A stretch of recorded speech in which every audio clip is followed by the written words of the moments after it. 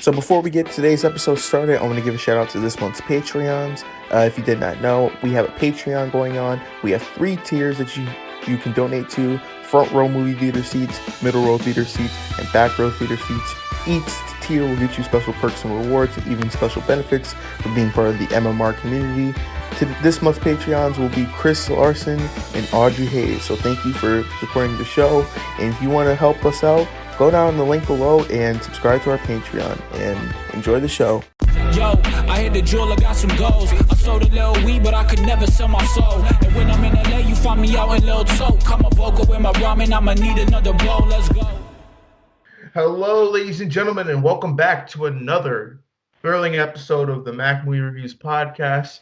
I'm your host, Mac, joined here once again by my co-host, Kristen, aka known as Miss Flamingo. Say hello to the folks at home, Kristen. Hey guys, we're back again. Yep, we are. You missed us. Yep, or if you didn't, then it's okay. It's no hard feelings there. We got a special guest here today. Kristen, you want to introduce our special guest? Yeah, this is actually somebody I came across on YouTube one day, and I was like, ooh, I really like this guy's reviews. He has a small channel, but it's growing rapidly. So please welcome the Wasteland Reviewer, also known as Shane. Thank you for having me. So, yes, my name's Shane Kanto. I'm the Wasteland Reviewer. I've had my YouTube channel since around August 2016, so been doing this now for almost 5 years, and it's growing steadily. Starting to grow a little bit faster now, so I'm excited about that. Just got my 200th subscriber, and Yay. It was exciting. It only took 4.5 years. That's okay. Everybody grows steadily, slowly, and surely. So I basically will watch anything and review anything. So that's kind of my thing on my channel. I put out a lot of reviews. I do a couple of different kinds of shows as well. I started a show, the Development Hell podcast, with a couple of my friends. We air episodes on my YouTube channel every 2 weeks. And then I've been doing a thing at which I got a chance to have Kristen on, is Lost in the Wasteland, where I get to interview somebody about their perspective on movies. It's been really cool. I've been doing that since October, and it's nice chatting with fans of film or like some of my friends and getting to talk movies with them and getting different kinds of perspectives on that. I'm starting a new show called Welcome to the Wasteland, and as you can tell, everything is themed in a certain way, so I'm going to start running out of names. But in terms of, I'm going to be diving deep into a new film, maybe each week, every other week. I'll be airing my first episode this coming week. I love the Coen brothers, so I'm starting with their debut feature, Blood Simple. And I also have an Instagram page, which I started to shamelessly plug my YouTube channel, and been awesome getting to connect with people through there, including connecting with people at SIFPOP. And I'm a writer, so I do reviews for SIFPOP.com. So I think that covers it. I watch a lot of movies. So. Nice. Well, saying that fits perfectly in our podcast and what Mac and I do. So you're just here with us today, so it fits perfectly. Is there anywhere that the people listening, they can find you at? That I can link in the bio or description? Yep. So the Wasteland Reviewer YouTube channel is where I have all my videos. I'm the Wasteland Reviewer on Instagram. I do have a Twitter. Don't really use it to actually like tweet anything, but I do have fun looking at other people's stuff. So mostly it's Instagram and YouTube, and I also have a letterbox as well, the Wasteland Reviewer, which I feel like that's what all the cool kid movie people are doing nowadays. So yeah, pretty much. I mostly just keep track of the new films that I check out. I have my whole list from 2020, almost all 500 of them. Oh, geez. It was a crazy year. You have watched a lot of stuff since I started watching you probably about 2020. And I realized all the films you were putting out, I was like, I don't know anybody who was reviewing this title or this title. And you were the one like putting out, like jamming it out. It's kind of my shtick, I guess. It's like, because I have a lot of friends, it's like, yeah, I'm not interested in this. I'm like, neither am I, but I'm going to watch it anyway. Yeah. and share my thoughts on it. And honestly, it's been some of the cool things or like the smaller things that I've reviewed that have really blown up. Like I started getting screeners back in late August, early September, so that's been a fun experience. And I know some of my biggest reviews so far have been for like a documentary, Honeyland, that came out. I think that was 2019. Mm-hmm. And then I saw this one documentary, The Phenomenon, which is about aliens and alien conspiracies and stuff like that. And somehow that's blown up. It's like I remember you telling me about that on our episode. Yeah. And YouTube's interesting. Eventually somebody might find your video and it starts blowing up, like The Little Hours with like Aubrey Plaza that came out in like 2017. Somehow just jumped up like 600 views over the past like 2 weekends. I'm like, where the hell did that come from? So you don't know who's checking out your reviews. That's the thing. And exactly, it's so interesting every once in a while. You don't know. Yeah, So. I got 2 reviews on the channel that like it's Osmosis Jones and the Home Alone 5 review, and they got like 100 plus views. I'm like, wow, that's the random movies that I never thought would get views like that. Okay. Bill Murray found your Osmosis Jones review and has been telling all of his friends about it. Like something, like I don't like it's just so weird. I was like, I wanted to review it because like, oh, I like Osmosis Jones, and then like all of a sudden it blew up like 100 plus, and I think I got like 2 subscribers from it. They're like, "Yeah, I love Osmosis Jones. You have a good channel," and they subscribe. I was like, "Thank you." And that's a cool thing. It is, honestly. I love it.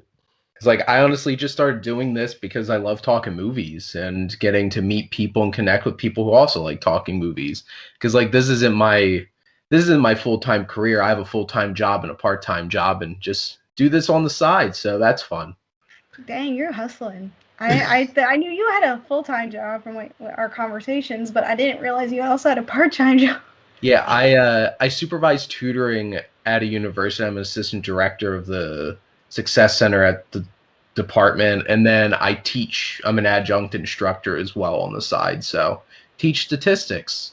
And you definitely know I talk about box office and stuff like that in my class. But that's the fun part. I would love a teacher that would talk about stuff like that. Like I took statistics back in high school, and I was like reading box office reports, and then I would take statistics and I'd be like, "Can we just talk about this today, Professor?" And our teacher, man, Billionaire Boys Club made $5,000. Can we talk about the statistics of that?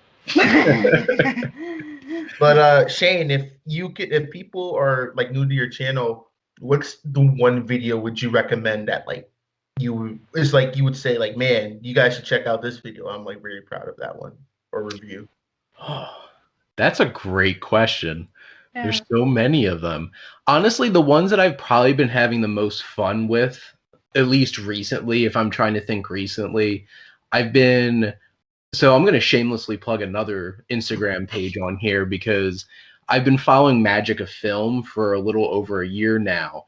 And he started up a hashtag Filmstagram movie club.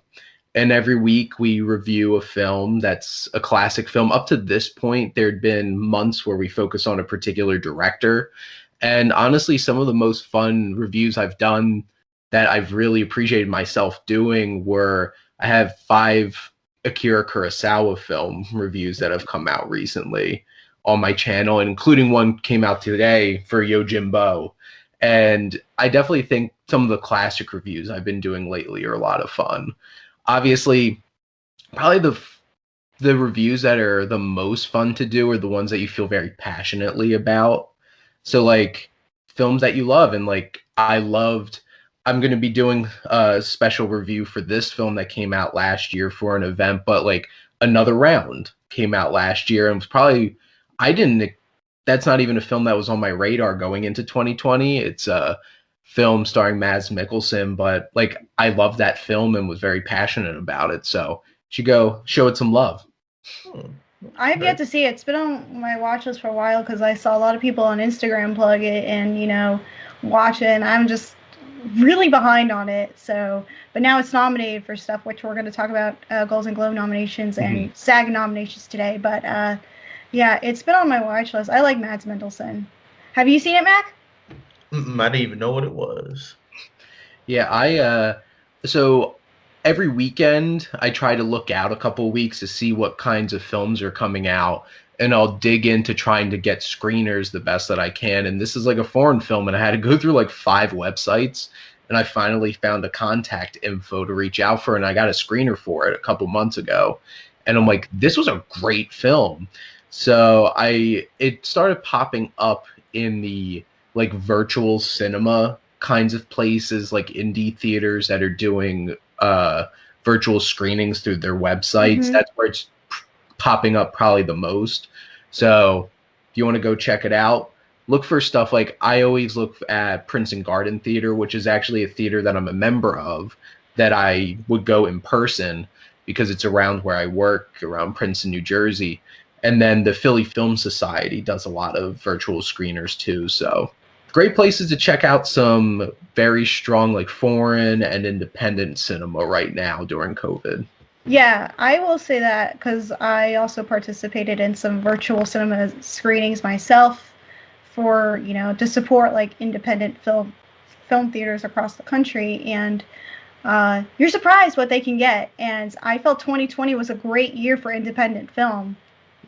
Personally, from watching a lot of stuff, I was like, this is a really strong year. And most of this stuff I look back on my 2020 list, there's quite a few independent films that made like my favorites list. It definitely got, I think definitely even, I don't know, maybe if it wasn't like, definitely for the pandemic too, it got people to even expand their horizons too for films to watch it and everything. For able to be like, because all the big budget movies aren't releasing, so everyone was able to expand their horizons and be a little bit more open-minded when it came to their content when they watched and everything. Yeah, because I feel like there's kind of 2 directions you could have taken in 2020. It's either you don't really watch new movies because like you're not really going to the theater, there's no new movies coming out, or you dive headlong into virtual cinemas and VOD, and like some of the biggest name movies and wind up on like streaming websites. And look at Palm Springs. It's an independent film and was bought off of like the festival circuits for a lot of money by Hulu. But like that's probably one of the more mainstream films that it's getting a lot of attention. So I definitely think that indie films have gotten a chance to thrive in this environment. So that's been pretty cool. Exactly. Yeah. It's good for the future of indie films. This after last year, that it's a new horizon. That's what Lots of high hopes because, like, to even go on that, Sundance was just wrapped up, and I got to participate. And one of the films that they showed that I didn't get to see was called Coda, and Apple bought it for like $35 million, and that's like a huge independent film that was at the festival, and everybody loved it. So don't know when we're going to expect to see it though, but it just shows that independent film is out there and people are looking. Keep looking, everyone. It's really, really good. But on today's show, we're going to be talking, like Christian said, we're going to be talking about, instead of news, we're going to be talking about the SAG and Golden Globe nominations because that's kind of like the big news going on right now. Then we're going to be reviewing Denzel Washington's new movie. It's called Little Things, which was released on HBO Max and in theaters.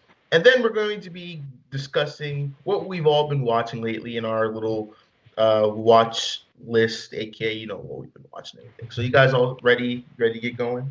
Let's do it. Go. All right, let's get started. But let's talk about these nominations, shall we? And one other thing I'd like to say, any artist out there want to be an artist and want to stay a star and don't want to have to worry about the executive producer trying to be all in the video, all on the record, dancing, come to Death Row.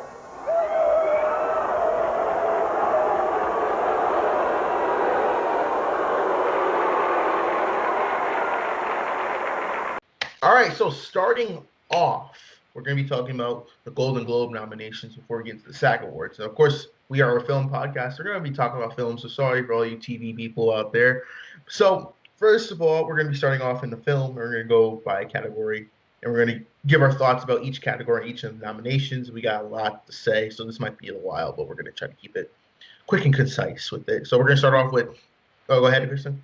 Yeah, do you want to start off with the categories, or you want me to start it off? I can start off with the categories, and you guys can interject when you need to be. You got it.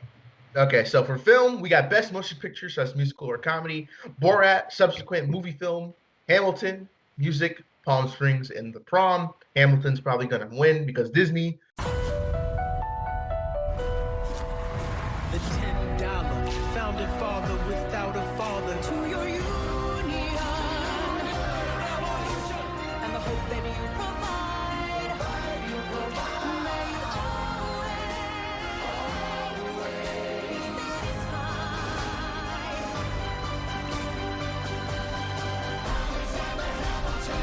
Hamilton, rated PG-13, streaming July 3rd on Disney+.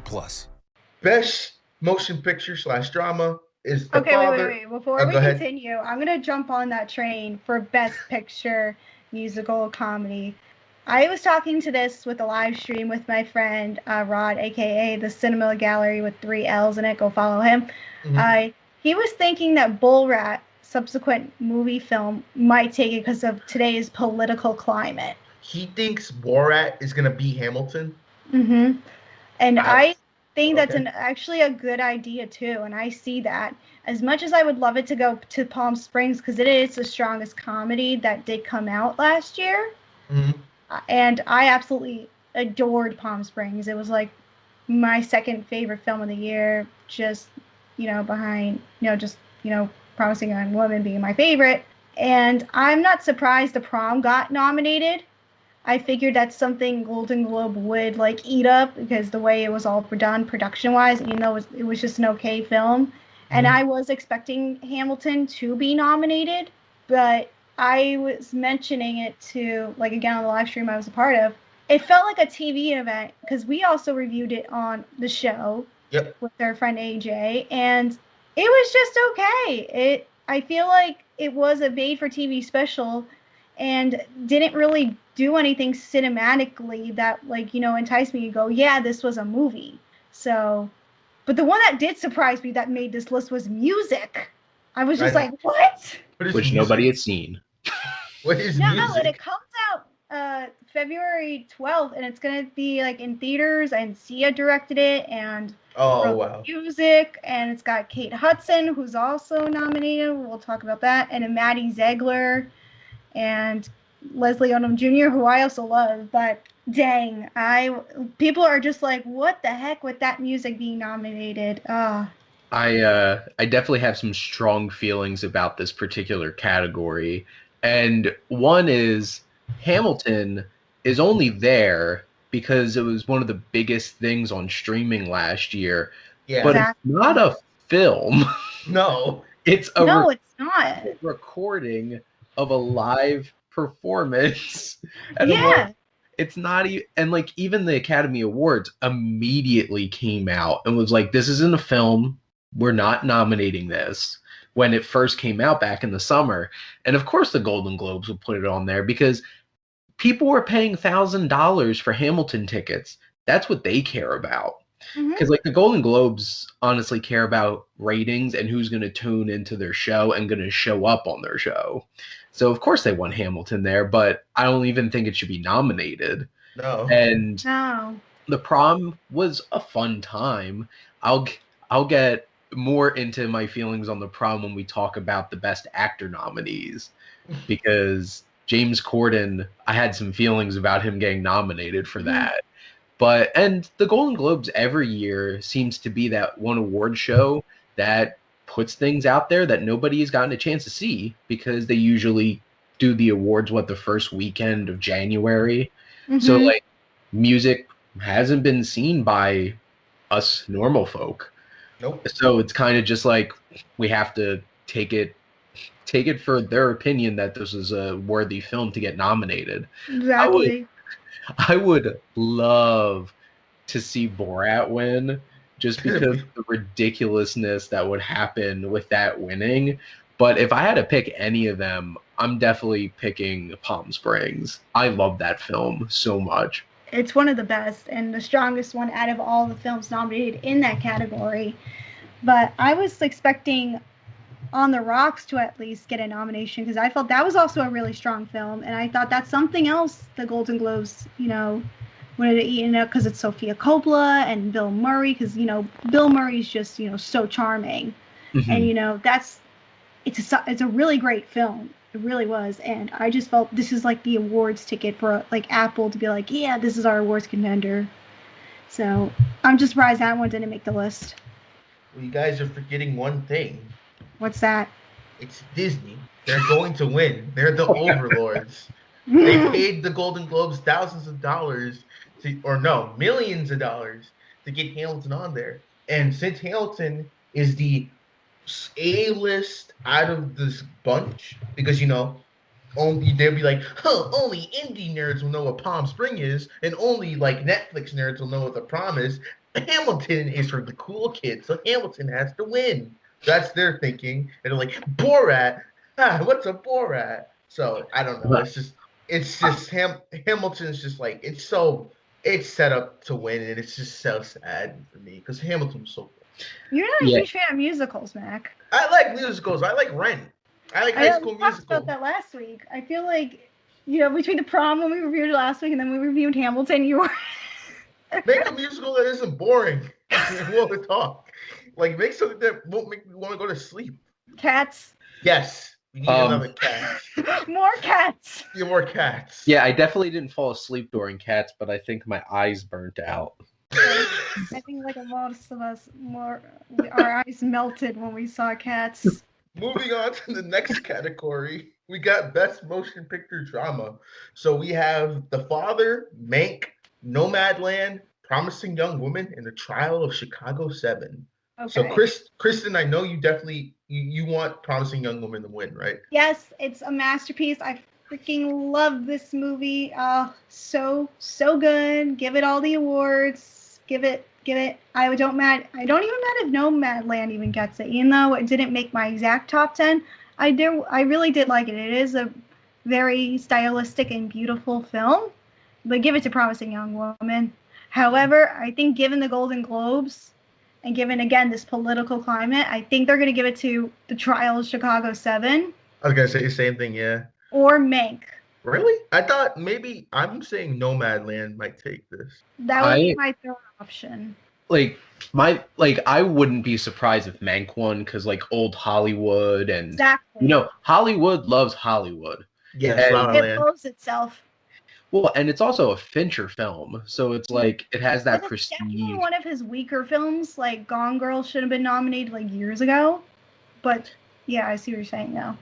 It definitely has a lot going for it. And in terms of the nominees, it's you have Sorkin there with Trial of the Chicago 7, and I love that film. I enjoyed that so much. I haven't gotten a chance to see Nomadland yet. We'll be watching that on Hulu this month. And I would be really happy if Promising Young Woman won this. That would be a big win for that film, and I think it would deserve it. Also haven't gotten a chance to see The Father yet either. Yeah, I haven't seen The Father yet either. Which one was The Father? It's the one where Anthony Hopkins has Alzheimer's and dementia. Oh, I have not seen anything for that. And Olivia Colman. It came out just around when film festival circuits were starting to go around. And Chris Stuckman reviewed it and didn't review it. He put it on his number one for top 10 of 2020 from what I remember. And I was like, okay, I gotta see this. Okay. So, I've been waiting for that one, and I've been looking forward to seeing it. And I'm getting to see Anthony Hopkins in something in a leading role doing something in a 2020 film that isn't a Transformers movie got me excited. So I'm looking forward to seeing that. But looking at the list, besides Promising Young Woman, it looks very, very, this is exactly what you would expect for a top nominees for a drama film at the Oscars. Yeah. There's a lot of old people dealing with mental illness. There's a movie about Hollywood. There's a very historical political film there, and I know there's still a few other films coming out soon. I'm really looking forward to watching Judas and the Black Messiah coming out. That was excellent. I'm going to talk about that later, but that should have been. And you're looking at the list, and it's it's what you would expect, minus Promising Young Woman. When I saw that trailer, I'm like, I'm so looking forward to this. Would never have expected that to be nominated for a Best Picture I award, remember though. too. It was What, like Judas? controversy. Promising Young Woman, but Oh, okay. I'm looking forward to watching Judas and the Black Messiah, and honestly, I've heard great things about it. I'm expecting to watch that movie and be like, this should probably be on there instead of a few of these films. Yeah. But I haven't seen it yet, so I'm gonna hold my reservations until I do. I'm going to say my opinion when we talk about that later, when we'll talk about what we watched, but because I got to see it. But from Promising Young Woman, I don't know if you guys remember this, there was a thing going back and forth about it being nominated in the comedy and musical. Do you remember that? There was like a whole thing going on.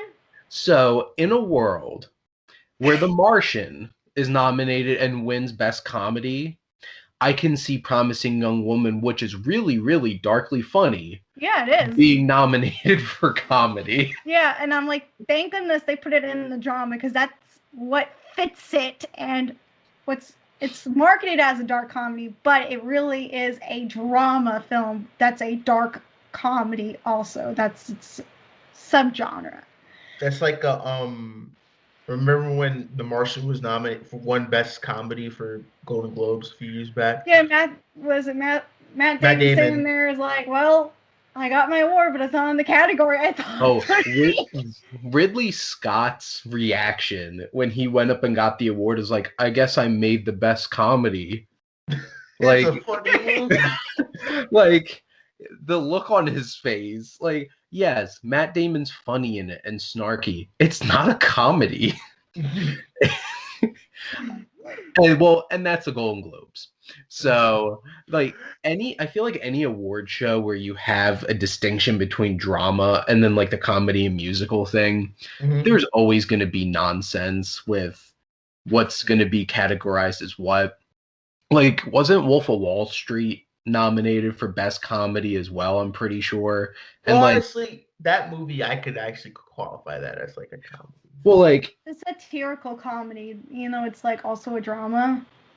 Like, I don't know if I would categorize any Scorsese film as like, this is a comedy and it should be nominated as a comedy. Yeah, it's funny in a horribly morbid way, but like, so you could definitely have a nice long conversation about how the Golden Globes really knows how to categorize a comedy.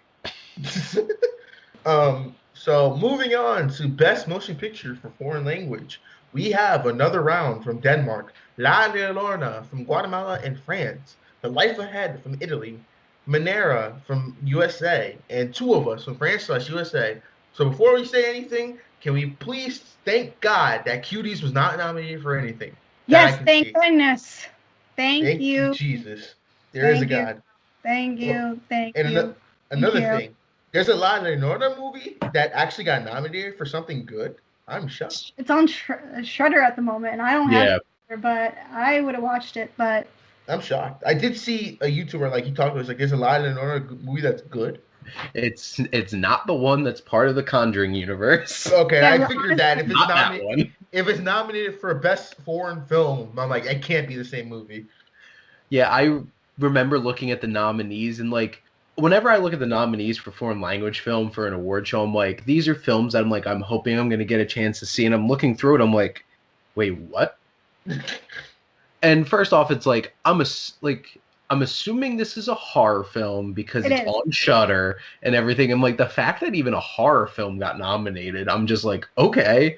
And the fact that this was a film based off of the same source, like legends and stuff like that as that movie, I'm just like, good for this movie overcoming that, because every single person who sees that's like, oh my God, is that the Curse of La Llorona on here?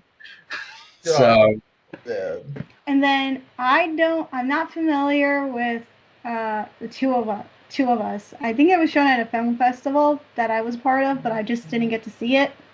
Minari is one I have been absolutely wanting to see for the longest time, since it was at Sundance last year. What is Minari? It's the one with Steven Yeun, and it's about the family who comes to Have you seen it, Shane? I forgot what state they come to. So tickets for the Philly Film Society are releasing on February 8th, and I will be buying them. I haven't gotten a chance to see it yet, but I've been really looking forward to seeing it because it's about an immigrant family. I think that's they moved somewhere in like the Midwest, and trying to like get used to their new life.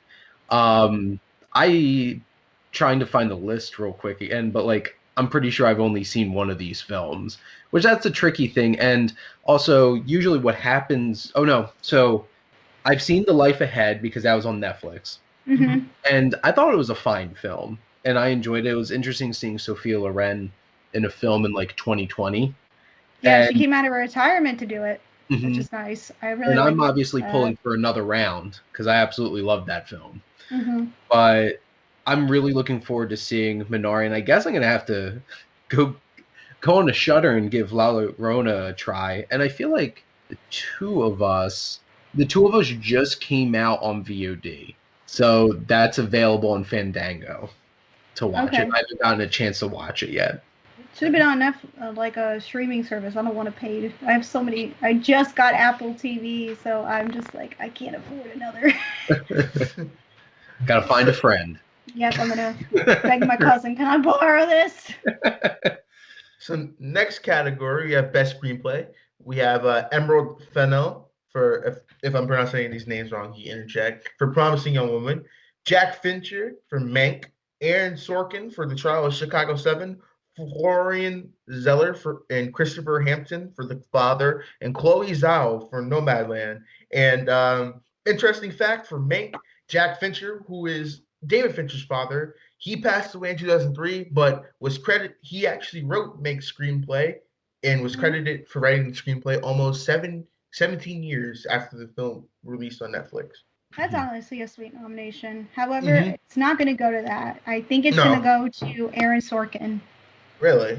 I think he's like wanting, he's that writer, and I just feel like it just makes no sense for given how the Golden Globe is. I just feel like it's just honestly going to go to that. I don't see it going to anything else. Looking at the nominees, obviously, like I mentioned, I haven't seen The Father or Nomadland yet. And I would love for Emerald Fennell to win for Promising Young Woman. Like I'm really leaning that it's either going to go to Sorkin because Sorkin's one of the most prestigious screenwriters in all Hollywood. And I would be interested to see because like that story of like this is Jack Fincher's script that his son turned into a film almost 20 years after he passed away. Like, I could see that happening. So, like, I wouldn't be surprised if either Mank or The Trial of the Chicago 7 pick this one up. I agree. It's too bad they don't have, like, an adapted screenplay category. Honestly. And that'll be interesting once the Oscar noms roll around, and which that's always the fun thing because, like, I do my own awards. Like, I give the Wasteland Reviewer Awards each year, and, like, I pick the nominees, I pick the winners and stuff. And like having to actually look up, I'm like, is this based off of something? And usually it's like when the Oscar nominees come out, I'm like, oh, this wasn't an original script. This was adapted from something. So like right now, it's like obviously these things are all being lumped together. So like I know Promising Young Woman is an original screenplay. Yeah. And Nomadland is adapted from a book.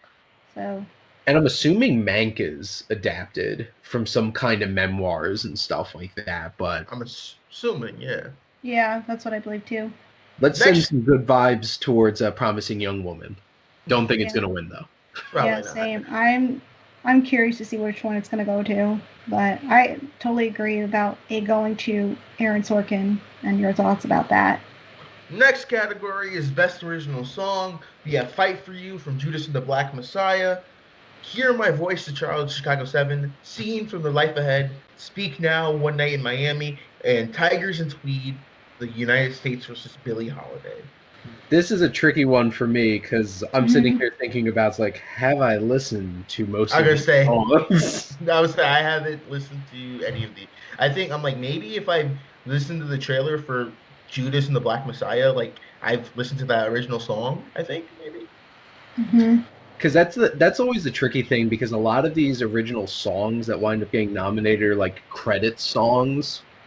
Like you sit through the credits and they play the song, or they made the song for the film, but it's not actually in the film. Yeah, exactly. Because I'm looking at these and like I haven't seen Judas and the Black Messiah yet. Don't think that they played Hear My Voice during the actual film of the trial of Chicago 7. But and like the United States versus Billie Holiday comes out on Hulu this month, so I haven't gotten towards the end of the month. Yeah. So like based off of this, I'm gonna give it to One Night in Miami, because I feel like that's the only song that I can remember that I've actually heard from this list. Well, given the fact I've highlighted which ones I've seen, and from the two that I've seen, which is Judas and the Black Messiah, Will Fight for You, and then Speak Now, which is from One Night in Miami, I think the strongest one out of the two is One Night in Miami, because I think just based on the performance of how Leslie Odom Jr. just sings that song, it's so powerful. And hearing that song at the end of the film, it stuck with me.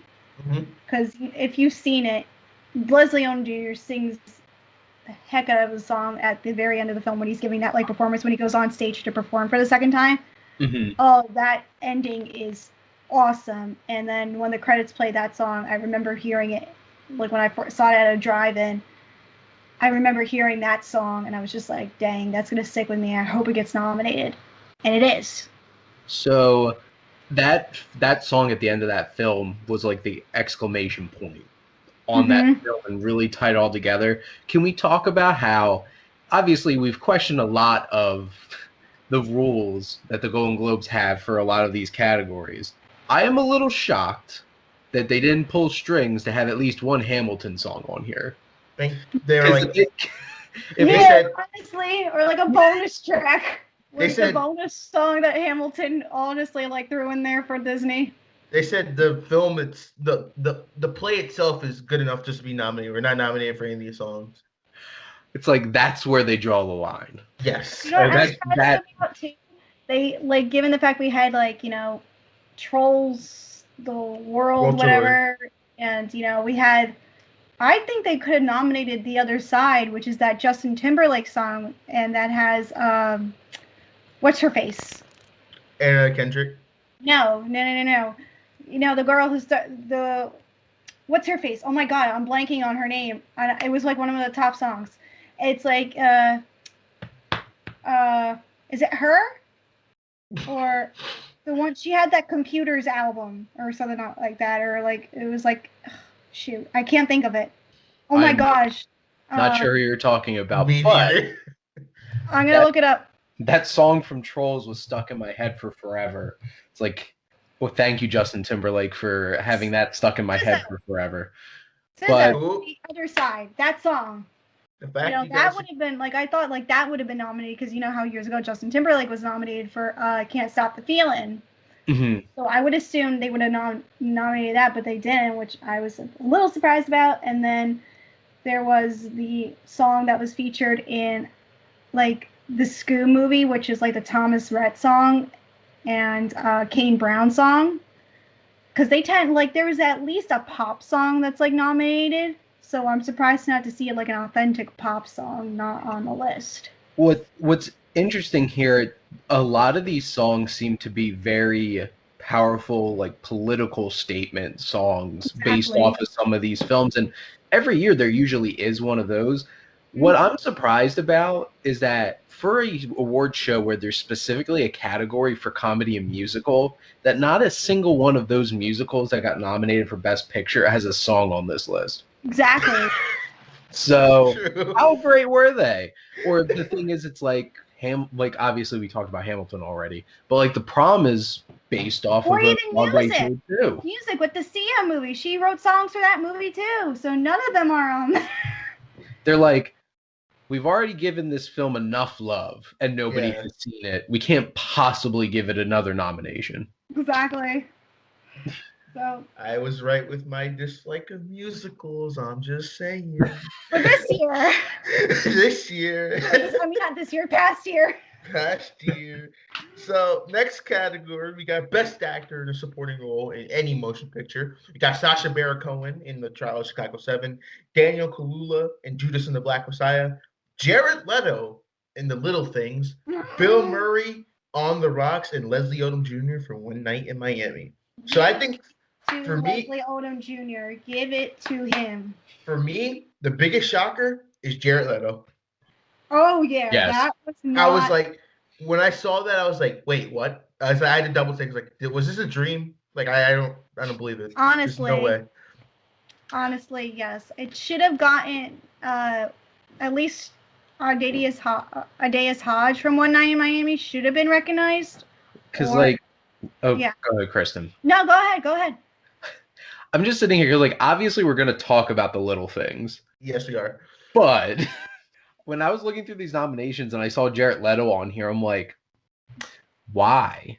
And I'd watched the film a couple of days before, and I'm like, yeah, he's weird and he's creepy, but like, does he really add anything besides looking creepy? And watching the film, He's and got I'm just greasy hair. like, basically, Jared, grow out your hair, look greasy, waddle walk around. That's his Morbius character. That's what we're gonna get for Morbius. So Oh, it's God, I hope not. Morbius. Yeah, that's Morbius. That's literally his Morbius character. But like, look, I agree with Kristen. Love Leslie Odom Jr. was fantastic in One Night in Miami. Aldous Hodge as Jim Brown was also great in that film as well. Obviously, like, Odom Jr. is the only one that got nominated from that film. Like, I'm looking forward to Judas and the Black Messiah. I am not shocked at all that Sacha Baron Cohen got nominated for Trial of Chicago 7. I laughed so much because of him watching that film. I get to see it. It's been on one of my watch lists for a while. I just haven't watched it yet, but I was surprised to see him get nominated for Honestly. And Bill Murray being there, like, he was Bill Murray and charming in On the Rocks. I was a little surprised that he got nominated, though. Really? I thought he was going to get nominated for sure. Well, and I was happy he did. I feel like, so like, one that's definitely not on here that I guess we'll talk about with the SAG Awards is like Chadwick Boseman for Defy Bloods, which nothing. The Golden Globes gave that movie no love. At I know. all. You'd think it would have been nominated for at least a screenplay from Spike Lee, to say the least. No best drama. No. Go ahead. Oh no, he'll be on Twitter throughout the whole thing, tweeting and saying Golden Globes are racist and everything. So it's okay. And then Not wrong. I think if it doesn't go to somebody like Leslie Odom Jr., who I think it probably will go to, if not him, it'll go to Daniel Kaluuya. I have a strong feeling about that too. I think it might go to what if they give it to just Jared Leto? Then we're doomed for the rest of the night. Jared Leto's like, yes, I win again. Screw you. I'm going to be in Justice League. But at least he gave an outstanding performance in Dallas Buyers Club. That's a really great film too, full of strong performances in that. But here, it's subpar. You know, it's like I think this is like the most random nomination I've seen in like a while. And it's interesting because it's like, they're like, obviously I mentioned Chadwick Boseman for Defy Bloods. Like, I even just watched Falling, which is Viggo Mortensen's directorial debut, and like Lance Henriksen plays his father in that, dealing with dementia. Like, he would have deserved that nomination way more than Jared Leto would have deserved that nomination. And like, just like, I probably could look through the list of films that I watched last year and probably pick like 10 people I would have nominated over Jared Leto for this. Do you know who also should have been nominated was Paul Raci. Oh, I completely forgot about him from Sound of Metal, who was outstanding. And Thank God he got nominated for a Spirit Award. Thank you, God. When I watched that film, I'm like, he needs to get nominated for Best Supporting Actor. And look what happened. Didn't get that nomination. That's disappointing. That was really disappointing. And Jared Leto, the real villain of the Golden Globe nominations. You would say he's the villain in The Little Things, but yeah, he's the villain in this category. All that chit chat's gonna get you hurt. Okay.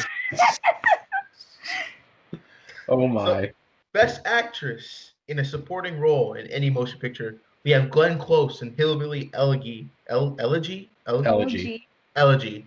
Olivia Colman from The Father. Jodie Foster for the how do you pronounce that? The Mortitarian. Mortitarian. Amanda Seyfried in Mank, and Helen Zengel from News of the World.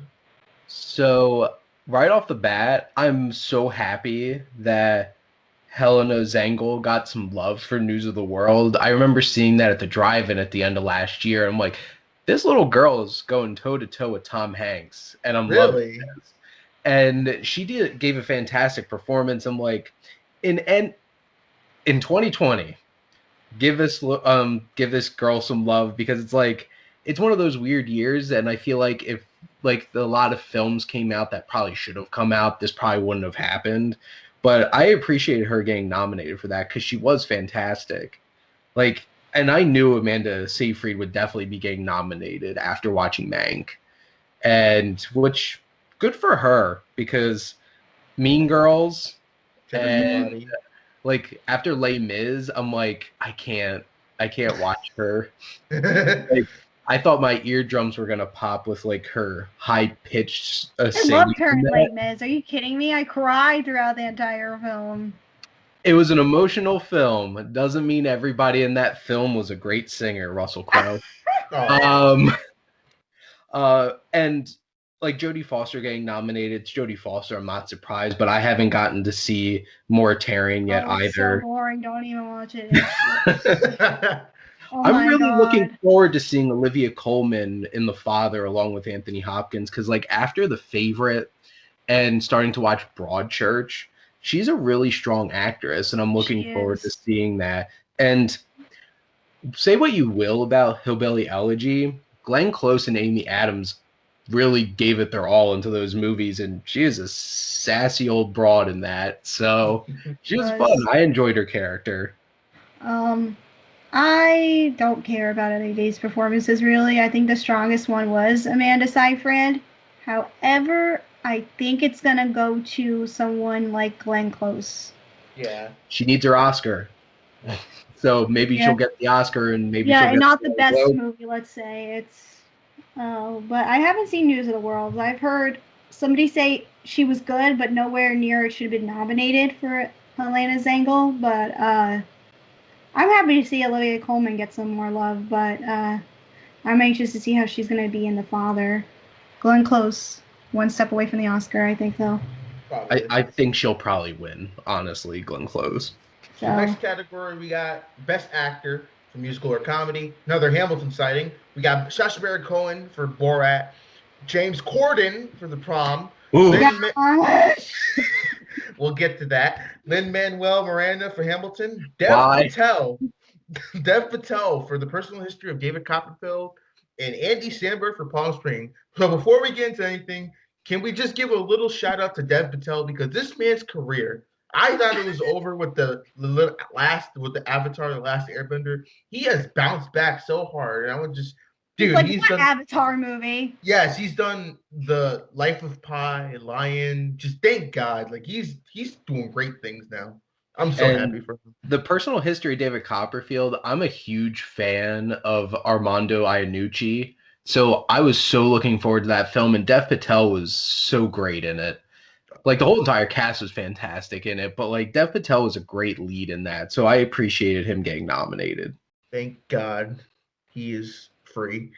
But yeah, what do you guys think? So, go ahead, Shane. First immediate feelings, I have two of them. One, why James Corden got nominated? Like, when I saw that, I'm like, didn't every review spend time talking about how offensive his performance and like him using gay face was in this? If I remember correctly, he was like the stereotypical flamboyant gay character, right? Mm-hmm. Exactly. And it's like, hey, look, I'm gay. And like, he was not a great performance in this film, which turned out to be like a fun but not great film. And yet he has a night show. So they want him on the show. So they nominated him. And my other big feeling is, I'm not going to beat a dead horse here. Hamilton wasn't a film. Yes, again, somebody else agrees with us. So, like, Lin-Manuel Miranda was great. He's outstanding. He won his, whatchamacallit? The Tony, whatever it's called. So they got to nominate him for his Golden Globe so he can get his EGOT. Yeah. So really shouldn't be here. But, and then I feel like the two, well, here's, you know, if Lin-Manuel Miranda or James Corden win, I'm going to be so disappointed. But realistically, looking at the three that I really think should be there, I'm not going to be surprised if they give to Sacha Baron Cohen for Borat. He's going to win one of them. Definitely. He's going to win one of these awards.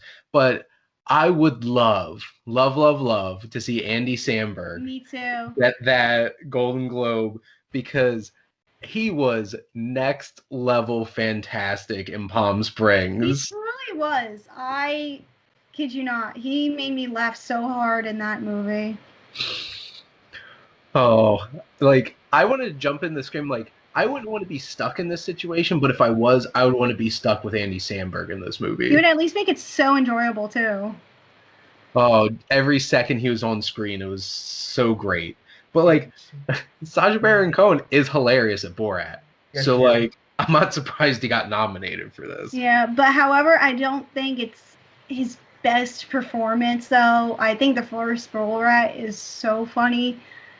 This one, when I saw the sequel to Borat, it tried to make it shocking as possible, I felt like, and it didn't feel as genuine as the first one. So I have a feeling, though, given, like I said, given political times and just given what's going on, I have a strong feeling it's going to go to Sacha Baron Cohen, but I would love to see it go to Andy Samberg. However, I am mad that Diego Luna was not nominated from Wander Darkly, because I thought that was outstanding, and Ben Affleck was not nominated for The Way Back. Again. Well, would either of those be nominated in this category? Yeah. No, that's a musical or comedy. Oh, right. Duh. Whoops. We'll get there. We'll get there. We'll get there. Next category. I forgot to split them up. We got Best Motion Picture Anime. We got The Croods, A New Age, Onward, Over the Moon, Soul, and Wolfboy.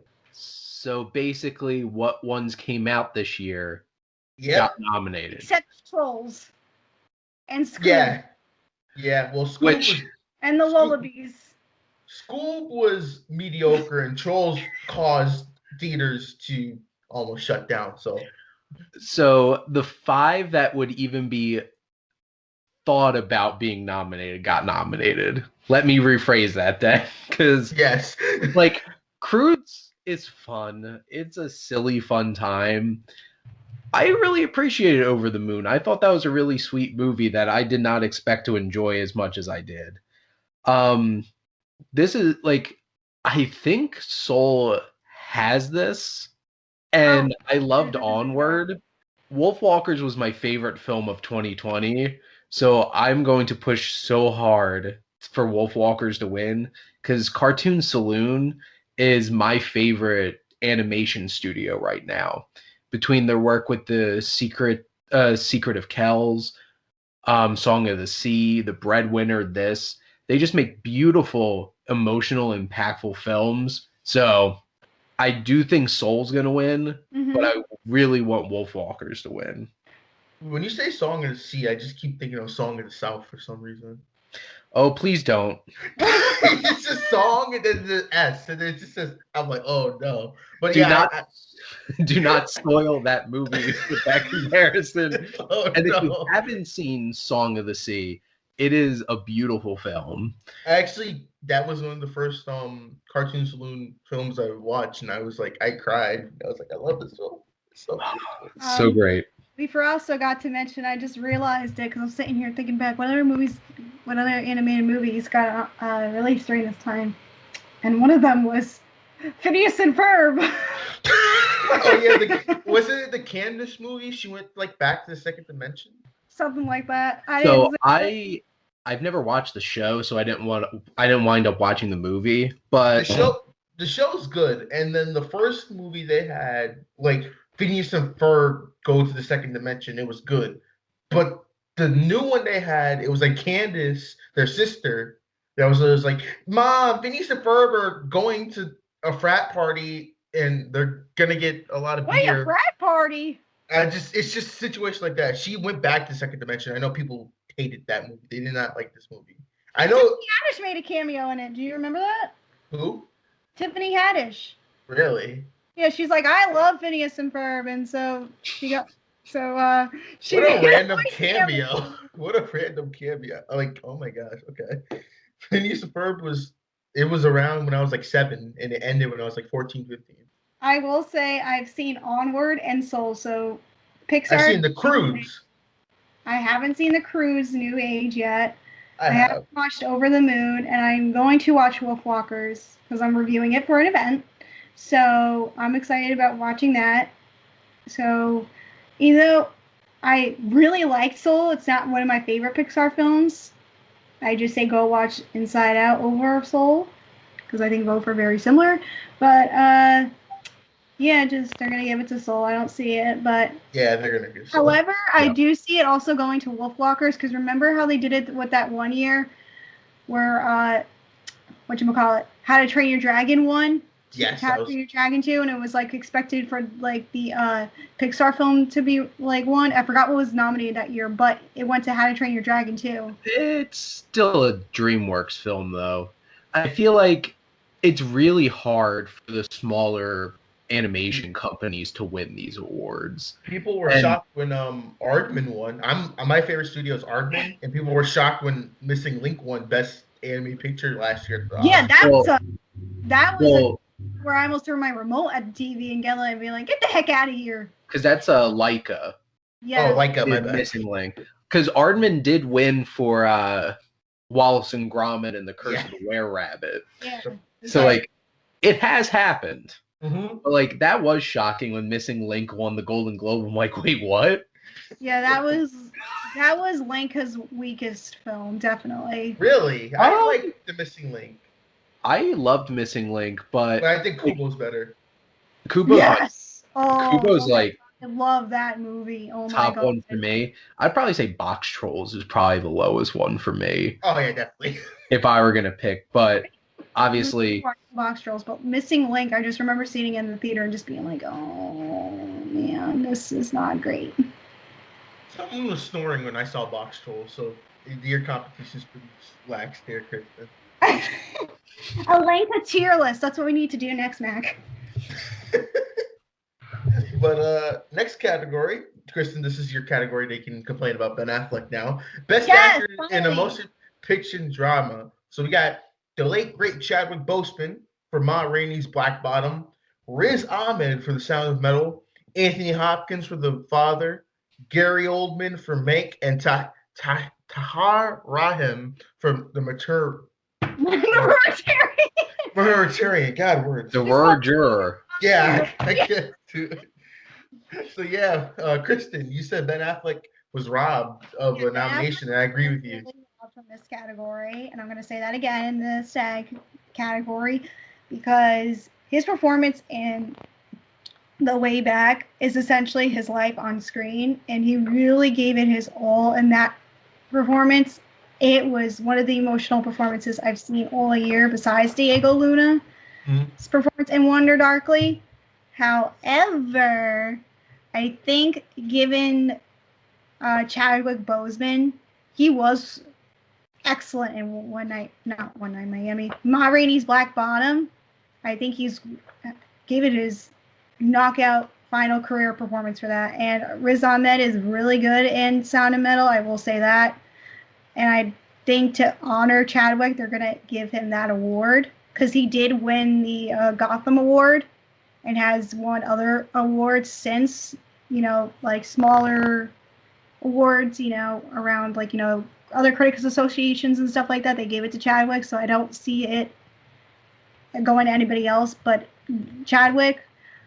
However, it could also go to Gary Oldman, but I don't. I say don't count Gary Oldman out. Like, looking at these nominees, like, in a different year, I think Gary Oldman would be a front runner. I really do think they're going to give it to Chadwick Boseman. And Yeah. he would earn it because that performance was electric and Mhm. powerful. And, like, if my personal pick out of all of these would definitely probably be Riz Ahmed for Sound of Metal, because that performance was intense. And Definitely. like, I look forward to seeing Anthony Hopkins in The Father. And if I had to throw in any performances that I wish popped up on here, like, looking at, obviously I haven't seen The Mauritanian yet, which, Kristen, obviously it sounds like it's not a great film. No, it's like a wannabe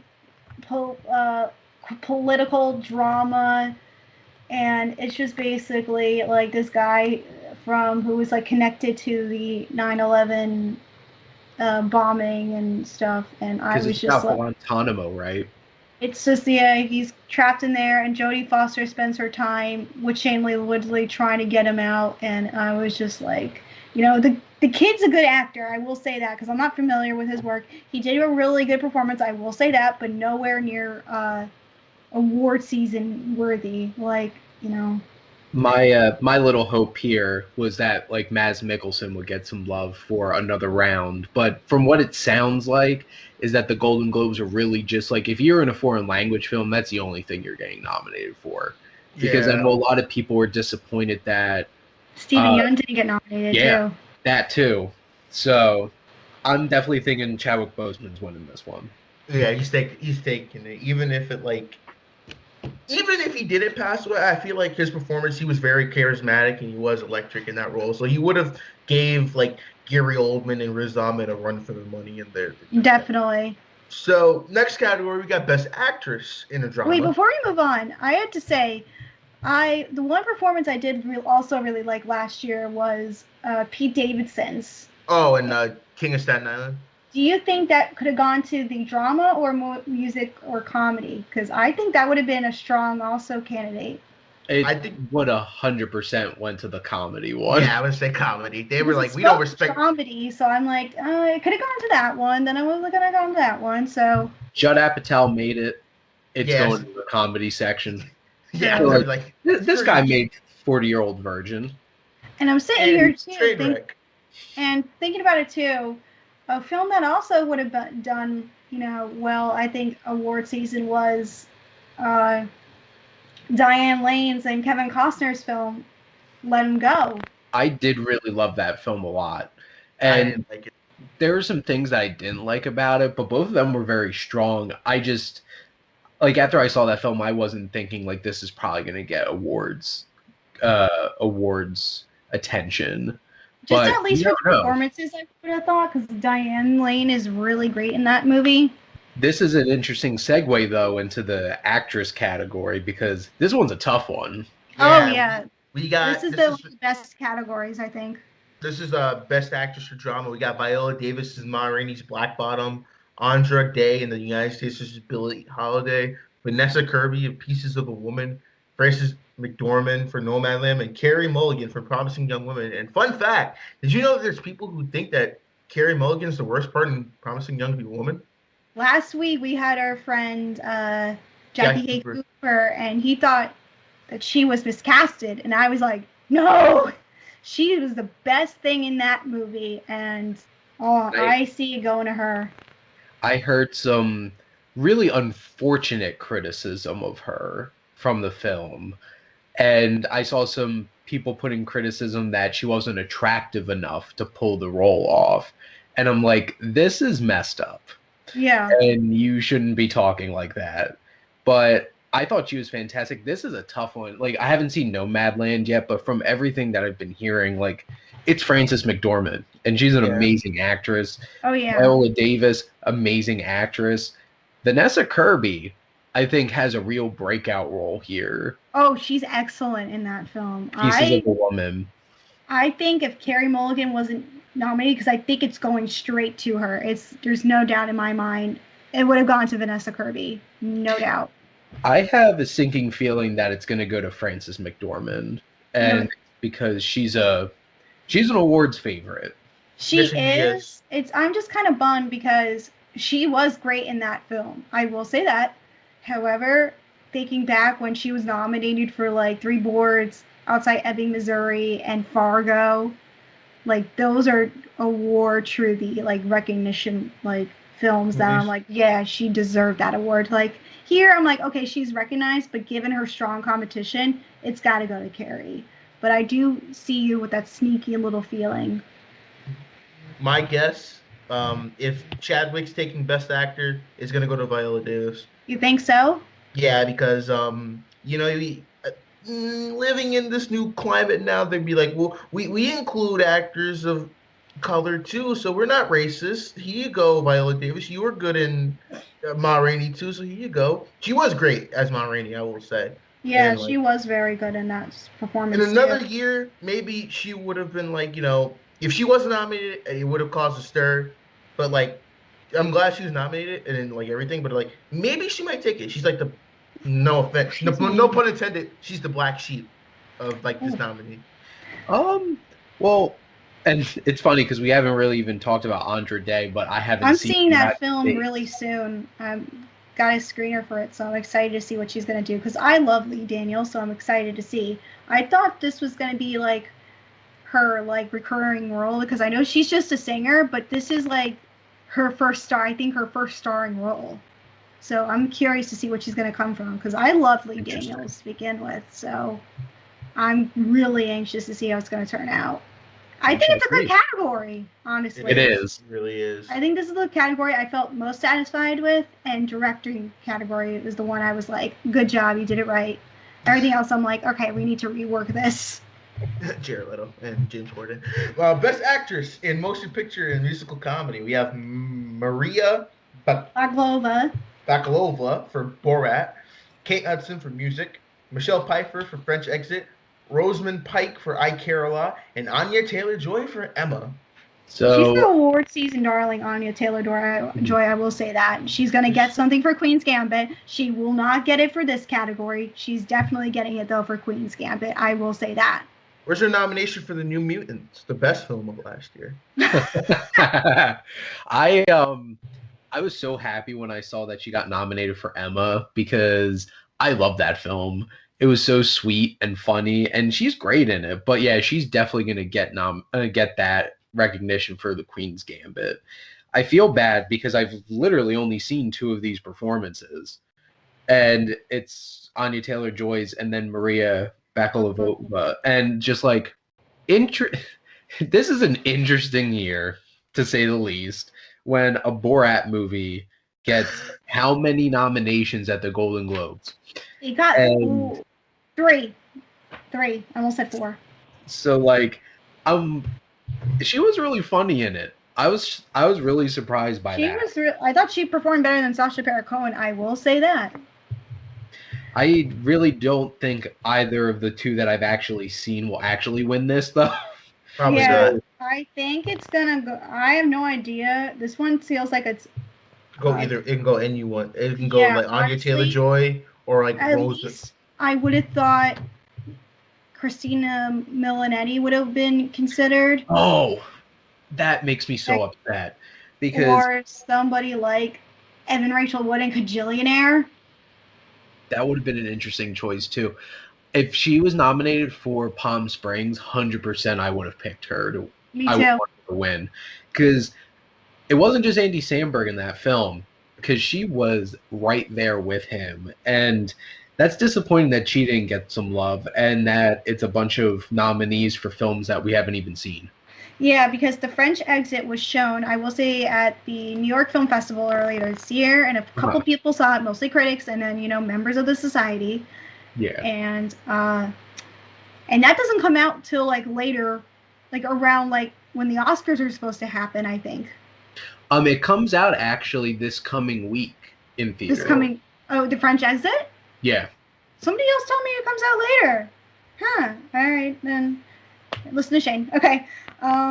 Yeah, because I Care a Lot comes out on Netflix, I think in 2 weeks, I believe. Yep. February 19th. The French Exit comes out February 12th in theaters. Oh yeah, when's Music come out? The 12th. Well, yeah, and you can see it in theaters. I think there's like some kind of IMAX screening. I think you can go see it. From what I saw, some advertisement. I think. So I just don't care to see it. I just had zero interest in it. But if anybody wants to know the totals in general, the film's multiple film nominations. All right, so the most movie with nominations is Mank with 6, Trials of Chicago 7 with 5, Nomadland with 4, along with Promising Young Woman and The Father, 3 for Bull Rat and One Night in Miami, and then you said Bull Rat. Bull Rat. I don't really care. You're not a fan of Borat? I think he's okay. I think he's funny when he says the lines, but I feel like he's like an SNL character who just got a full-fledged movie. Wouldn't be the first time. Honestly. Yeah.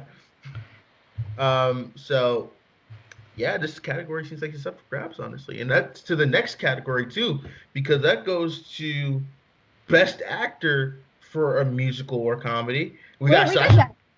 Oh, we did? No? Yeah. Did we? Yeah. Oh. I thought we did Best... Oh, yeah, we did. We didn't do Director. Best Original Score. No, we didn't do Best Director. Oh, Best Director. We have Best Director. We got David Fincher for Mank, Regina King for One Night in Miami, Aaron Sorkin for The Trial of Chicago 7, Chloe Zhao for Nomadland, and Emerald Fennell for Promising Young Woman. I will say really quickly, thank God for 3 females being nominated. I would love to give it to Emerald, but it's gonna go to Mank. Or Sorkinson. Yeah, he's gonna get it for the screenplay though, but I think it's gonna go to Fincher. Or Regina King. I love Regina King's directing. Because I'm looking at this. If I had to take any of these out, honestly, it would have been Aaron Sorkin for directing. Because, he's a fantastic screenwriter, and he has 2 films under his belt. I don't think he's the strongest director, and I'm not surprised he got nominated.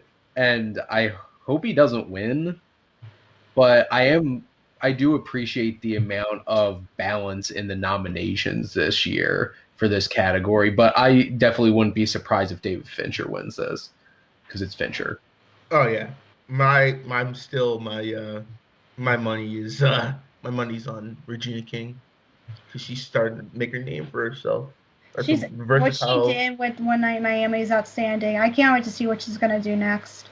Same. But I would love to go to any 3 of the females nominated, honestly, because it was a great year for female filmmakers, honestly. Yeah.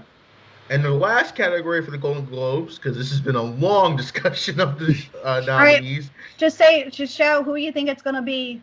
It's going to be Best Original Score. We have The Midnight Sky, Tenet, News of the World, and Mank.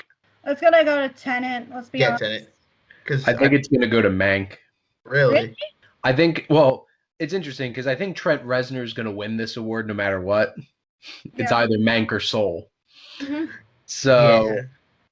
I think it's honestly going to go to Tenet, but I'm not too surprised if Trent Reznor, because I was thinking about it the last few days, and I was like, as much as I didn't like the score for Tenet, and I'm like back and forth on that score.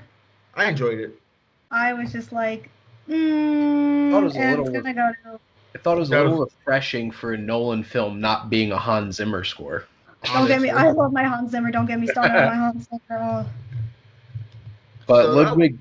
Oh, go ahead. Go ahead. No, go ahead. I was just going to say Ludwig Göransson did get some love for Black Panther for his score for that. So I'm not surprised I'm not surprised the score for a Nolan film got nominated. I'm not surprised the Ludwig Göransson score got nominated. So probably the only thing Tenet will get nominated for, to be honest with you. But anyway, that was the Golden Globe nominations. That was a long category. So if you guys want this podcast to run 3 hours, you want to go over the SAG nominations? We could just quickly go over it. Okay, let's do that. All right, once again, it's going to be the movies, because most of these are just the same category, just the same nominees. These are some different ones. Got expected, but we'll just quickly go over it. So for the SAG nominees, outstanding performance by a male actor in the leading role, we have Riz Ahmed, Chadwick Boseman, Anthony Hopkins, Gary Oldman, and Stephen Young. For Minari. Yes. Outstanding performance by a female actor: Amy Adams, Viola Davis, Vanessa Kirby, Frances McDormand, and Carey Mulligan. Outstanding performance by a male actor in a supporting role: Sacha Baron Cohen, Chadwick Boseman, Daniel Kaluuya, Jared Leto again, Leslie Odom Jr. Outstanding performance by a female actor in a supporting role: Maria Bakalova, Glenn Close, Olivia Colman, Jung, I hope I pronounced that right, and Helena Zengel. Outstanding performance by a cast in a motion picture: you got The Five Bloods, Ma Rainey's Black Bottom, Minari, One Night in Miami, and The Trial of Chicago 7. Outstanding action performance by a stunt ensemble in a motion picture: you have The Five Bloods, Mulan, News of the World, Trial of Chicago 7, and Wonder Woman 1980. Let's see, really quickly, I think, I'm just going to say what's going to go to it really quickly. So, for the category of the cast in a motion picture, it's got to go to One Night in Miami. That cast is strong. They're going to go to The Five Bloods. You think so? Yeah. I'm happy that it got some love, at least at this awards ceremony. Yeah. Yeah, honestly. What do you think it's going to go to? I would probably say One Night in Miami. That front four is a big front four. Yeah.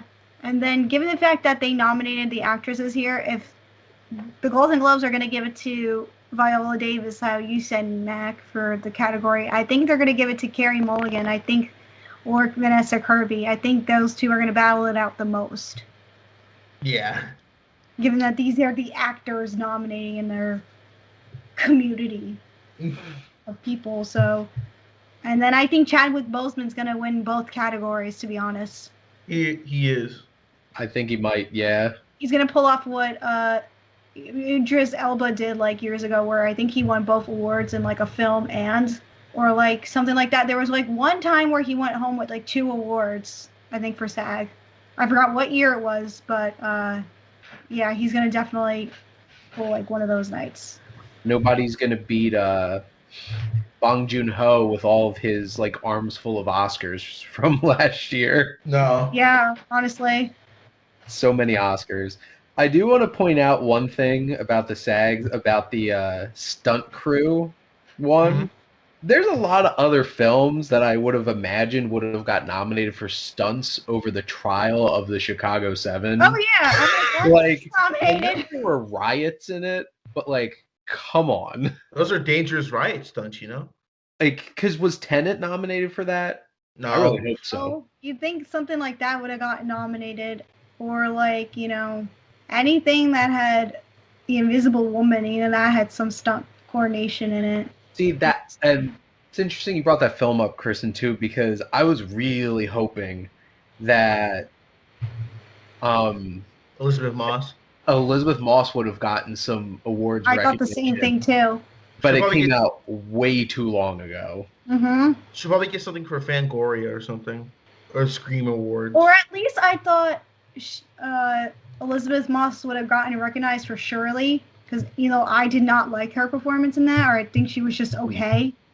I think at least the Golden Globes would have recognized her for that. But I'm surprised they did not recognize her for Invisible Woman in this. Yeah. My biggest snub, though, which seems like an odd one, is that how the hell did Tenet not get stunt work for that kind of movie over the trial? It should have at least gotten something for stunt work. Nolan's like kicking himself in his grave, like, I should have waited another year. I was supposed to be the savior of the movie. What happened? Which, that's the thing. I don't know about you, but I felt like if Tenet actually comes out this year, Tenet's gonna like eat up everything at these awards. And then I saw Tenet, and I'm like, no, it's not. Like, this isn't gonna win a bunch of like Academy Awards or anything, and because like it was supposed to be like the savior of like film, and this was gonna be the best film of the year, easy. No, and I'm just like, maybe if you didn't condescend me so much, Christopher Nolan, with your script. I sat in that film, and when they're like, don't think about it, just feel it. I'm like, that's Nolan talking to you, just like, shut up and watch the movie. I'm sitting in my car at the drive-in being like, don't you tell me how to feel, Christopher Nolan. I felt like I was like vibrating in my chair going like, honestly, so I really felt it. Damn you, Nolan. What are you going to do now since you left Warner Brothers, you hack? But But Ben Affleck should have gotten nominated here. That's all I want to say. So that's Case it closed. for award nominations. So tell us down in the comments below, who do you think is going to win the award ceremony? We might come back to this in the next episode or a future episode, because by the time we put this out, awards will probably happen. So if you guys are all set, I think we should get into the topic of Denzel Washington's new movie, The Little Things. Mm-hmm. Yes. Good to go. You know, you and I are a lot alike. Why is that? I got 6 bodies. Why is that? We got something, we just don't know what it is. In another lifetime, we could be friends. Why?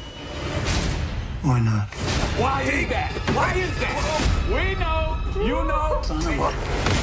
The Little Things, only in cinemas. All right, so the topic today, chosen by our good guest Shane here, we're going to be talking about a brand new movie. We're actually talking about a brand new movie for the first time since like Artemis Fowl. We're breaking new ground, guys. No, we talked about newer movies, I think. I don't remember what. I would be sad if it was Artemis Fowl was the last one you did. I think it was. So my what was it? I talked about the devil all the time when you were. Oh yeah, I fell asleep. And then you fell asleep. I was working that day. That's my excuse. So we're talking about a movie that came out actually this past Friday as of this recording, because we record on Sundays, and that is The Little Things, which is a neo-noir crime film with our boy Denzel Washington, and it's written and directed by John Lee Hancock and is produced by Mark Johnson. And it follows 2 police officers, Denzel Washington and Rami Malek, who try to catch a serial killer in 1990 in Los Angeles when they find a strange man played by Jared Leto who becomes their top suspect. This film also has Chris Bauer, Michael Hyatt, Terry Kinney, and Natalia Morales. So this was released on January 29th in theaters, and as a part of HBO Max's plan to release their movies in theaters and on HBO Max at the same time for a month-long experience. So, of course, I was supposed to go see this in theaters last week. Didn't do that, so I saw it on HBO Max. I'm still going to go see it in the theaters with the Pops on this coming week, so I can at least see it and make sure I see what I watch, because for my review of this movie is boring. I was not impressed. The trailers look boring. I said, I have no hope for this, but maybe it'll be good. Maybe Denzel will carry it. No, I was completely wrong. I don't even remember watching the trailer to this. I knew I was going to watch it because it had Denzel Washington in it and Rami Malek, so I thought, oh, this looks pretty decent. What could go wrong? And, you know, a lot went wrong and south, and I'm just like, well, I watched it. We all did. We did indeed watch it. Yes, and I've seen this, which I think this is a little unfair. I've seen a lot of people being like, this was trying to be Seven and just wasn't. And I'm like, I don't feel like this film's as similar to Seven as like the easy, quick comparison is, but still wasn't a good film. No. And No. like, I honestly was getting a lot more because of what the film is really focusing on and what's going on underneath. It honestly gave me a lot of Insomnia vibes, because like you have like Denzel's character. He did something that for some reason he can't be in that place that he used to be, and gets basically relegated off into this small town role, and then has to go back to the big city and get involved in this. And underneath you're thinking like, what did he do that got him in this place? And by the end, like, big picture thoughts on this is I felt really unsatisfied with this. Oh, yeah. By the end, and I'm just like, I felt like I got nothing out of this movie. And I don't even feel like I got resolution to what this movie, I guess, didn't want us to think it was, but it was. Because, like, it feels like this is a story about trying to stop a serial killer. And they spent so much time on it, and by the end, the film's trying to tell you, but that's not what this really was about. I'm like, well, you set up the whole entire movie that way, so it was what it was about. And you just sit there like, oh, okay. and then you feel unsatisfied. And this film feels like, and I think another big thing was like it's that 90s like detective story kind of thing. And I have to double check this, but I feel like the story started out like being written in the 90s or having that feel, and it just feels like it got shelved. Yeah, and didn't really click, and probably should have stayed shelved. Because like by the end of this film, there's so much talent in front of the camera. Yeah. That is completely wasted. Because you look at there's three main performances here. Denzel is Denzel. And I don't think Denzel's ever going to be bad in a movie, but like you could also see Denzel just going through the motions in a movie. Yeah. It's still more entertaining than many actors. But like I felt like this was a film where he was more going through the motions. Mm-hmm. And then you have Rami Malek, who I never honestly bought once as a character. No, he was miscasted for sure. I will still say see, that. When I saw him in this movie, I'm like, Freddie, what are you doing in here? My thing was, it's like I can see some of the comparisons because like a 90s Brad Pitt type would have felt more natural in this role. Oh yeah. Where it feels like this is supposed to be like this confident, strong character, and like with a family and a wife, because there was like, I hate to bring this up because they had all the similar qualities like Brad Pitt's character had in Seven. Because I don't know if we mentioned this yet, but this film was written in the 90s, and it's been been passed around, and many directors were supposed to tackle the film over the course of over the years. They all dropped out, and it just kept going and going until John Lee Hancock was like, I'll do it. I'm going to direct it myself since I wrote it. And then, almost 30 years later now, here we are, and it's the most out-of-date film? It's it's more out-of-date than Gemini Man. Oh, no. But at least with Gemini Man, they waited to have the technology to make that movie. This one is just like, I want to say that I don't know. Like, I know you said, Shane, that it's unfavorable to like compare this to Seven, but I feel like John wrote this as a like rough draft. This was like a rough draft to Seven, and then he like shelved it, and they're like, you know what, we can make this a movie, but we won't make it like Seven. He said they won't notice, so we'll just make this our own. He saw Seven that weekend when it came out, and was like, all right, my turn. Yeah. And just, wrote copy paste. Let me just change some stuff around. Jared Leto. Okay, let's get rid of Kevin Spacey. And it honestly, I hate to say it, like it honestly feels like it because Jared Leto, he can be Kevin Spacey's character, but they introduced him sooner, and he's more of the focal point in the movie. Well, in general, broad strokes, I can see the comparison. I think Kristen, you bring up an interesting point that I think the most related connection I can make is that character that Rami Malek plays feels like it's literally the character that Brad Pitt played in Seven. Because the only thing is like that Brad Pitt's character didn't have in the film were daughters. Yeah. So they added that to make it like the subplot where it connects to the case. Finding these missing girls and bringing back home the daughter to these parents, because then I hate to spoil this, but at the end of the film, we can talk spoilers. Let's just call it out. It's not the best film, so we'll spoil it for you guys. At the end of the film, there's like this long take of him with his daughters being like, God, thank God I got my daughters here, and and this family does not have their daughters. At least I have mine. That connection that he has to this murder case, and it's like, God, very, very similar, but it's just honestly just used as a subplot to add his daughters, and it really didn't add much. I mean, if he didn't, I think it maybe would have been more effective. I'm sitting here thinking about this film, and there's obviously a lot wrong with this film. It feels dated. It feels unsatisfying by the end.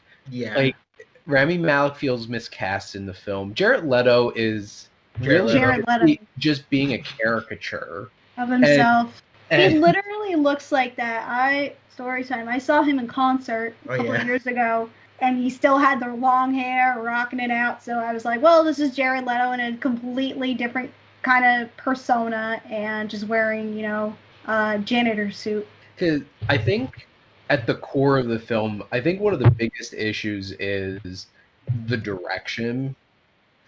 And because are either of you very familiar with John Lee Hancock's work? Yeah. I've seen The Highwaymen. The Blind Side is a very controversial film if you talk to some people. I enjoy The Blind Side.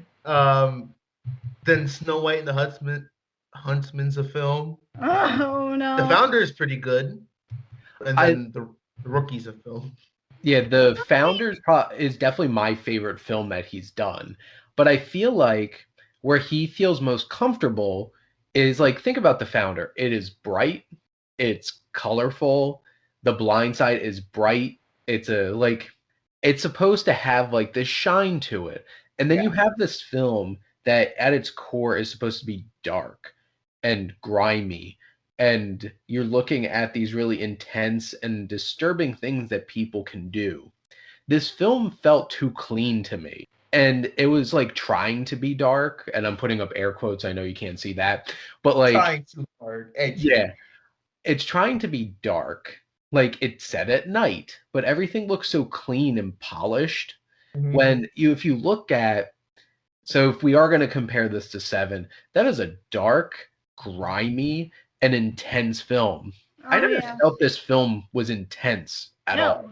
No. And it's very heavy-handed. Like, perfect example. If you're going to introduce like this mysterious killer, you have to do it in like an impressive way that's going to grab the audience's attention. But instead, it's Jared Leto looking all grimy, turning his head and staring at the camera for a shot that lasts way too long. I'm the Joker, baby. And like, it's sitting there. It became almost silly how long that shot sat. And it was like a stare too. And I was just like, you good, bro? It's just like staring at the camera. It's like, I'm the bad guy. And and just like, okay, we get it. This is who we're looking for. And that's an issue. Case closed. But that's a thing. You think, oh, well, they're giving this away early, and where's this film going to go? So I'm going to tell a little side thing here. So I like to use certain films as like a benchmark for certain feelings. The film Gangs of New York will always be that film for me when I'm sitting through a film, and this film's about one thing. And I know it's about one thing, the whole entire film. And then all of a sudden, the film tries to tell me, no, this isn't what this film is about. And they completely undercut what you've been invested in this whole film. Because if you've ever seen Gangs of New York, this is supposed to be a revenge film. And then at the end, it's actually about the Civil War and racism and how we need to get above this. And then you don't get a satisfying conclusion to this whole entire story that Leo's been on this whole movie. And I'm like, I remember watching that film for the first time and just feeling so unsatisfied. I had that same feeling watching this movie. Because I'm like, I want to know, is this the guy? Did he do this to these kids? And then all of a sudden, I don't know how much we want to spoil this movie. We'll spoil it. Let's spoil it. No, let's keep it. It's still relatively new. Let's not go all the way up. There is one scene at the end, towards the end of the film, that changes this film. And I'm just sitting there like, and then the film tries to tell you, no. This is what it's really about. And I'm like, no, it's not. And I didn't buy it. I did not buy it. And then it completely ruined the third act of the movie for me and left me completely unsatisfied. So that's honestly if I could sum up this film in one thing, it's unsatisfied. Yeah, it's a disappointment from the script telling and the storytelling standpoint. I will say that because, like you said, we were looking for a gritty, intense crime drama, But then you see what it for what it is, and you're like, well, this is not supposed to be the film. What was built up to and supposed to be, and then everything else surrounding it stinks. And as somebody who wants to be surprised by films, like I'm the kind of person that I want a film to subvert my expectations, but you got to earn it. Exactly. You can't just be like, just kidding. And Just this kidding. is what this film is. And that's basically what this film feels like. Just kidding, with like 20 minutes left. So honestly, yes. The sad part is that this film is $30 million, and it felt very, very cheap. I bet you most of the budget was that editing was some of the worst editing I've seen. Capone's editing, Josh Trank's editing in Capone was much better. But so, go ahead. I was just gonna say, Kristen, you bring up a really important point about the editing. Because here's one particular scene that completely took me out of the film. So, Denzel shows up here, goes to the evidence place because his whole entire reason for being here is to get this evidence. He walks into the evidence place. You need this signature. Okay. He walks out. His car's getting towed. Because Rami Malek wants it towed because he's blocking his car. And it's just like, and here's the thing. Denzel is walking right to the precinct to get this signature. That's all he needs to do, and then he's done his mission. Rami Malek stops him, and they have that scene. It cuts. Denzel's walking into the precinct now. Rami Malek is already there, giving a speech, what seems like he had already been giving a speech to a bunch of reporters, and I'm thinking, like, how does that timeline make sense? I know most people aren't going to pick up on that, but that's within like the first 20 minutes of this movie. I'm like, is this how poorly edited this timeline's going to be and put together? And as somebody who does pay attention to those technical aspects of film, I'm just like, and that took me out of it. Like, that's what really bothered me too, because I remember sitting here now, you're just rethinking about it while you were telling it. I'm like, yeah. How did that happen? And then there's like another shot too where that does that with one of the investigation scenes, I believe, too. And you're just sitting there like, this isn't very well put together film. It's not a very intense film. It's not a very mysterious film. And then you're sitting there thinking about, what's this film supposed to be then? And unsatisfying. I feel like this movie tries to be smarter than it actually is. Yeah. It's like, hey, we want to be something different than you thought we weren't going to be. How about that? We got you there. But they didn't get us. No. They didn't. And Kristen, you mentioned that this is written in the 90s. Yeah, it was written in the 90s. And like I said, it's all... Fun fact, Spielberg was originally going to direct this, but he passed because he said the story was too dark. And then it passed around from Eastwood, Beatty, and Danny DeVito. I did hear about the Danny DeVito. Yeah, I remember hearing that. I wish Danny... I also wonder if Steven Spielberg, for it to say, oh, it was too dark, I wonder if he was being A, nice, or B, there was another script that was going around. And then there were script changes. As somebody who made Schindler's List and Munich, I don't get how this one's too dark. Yeah.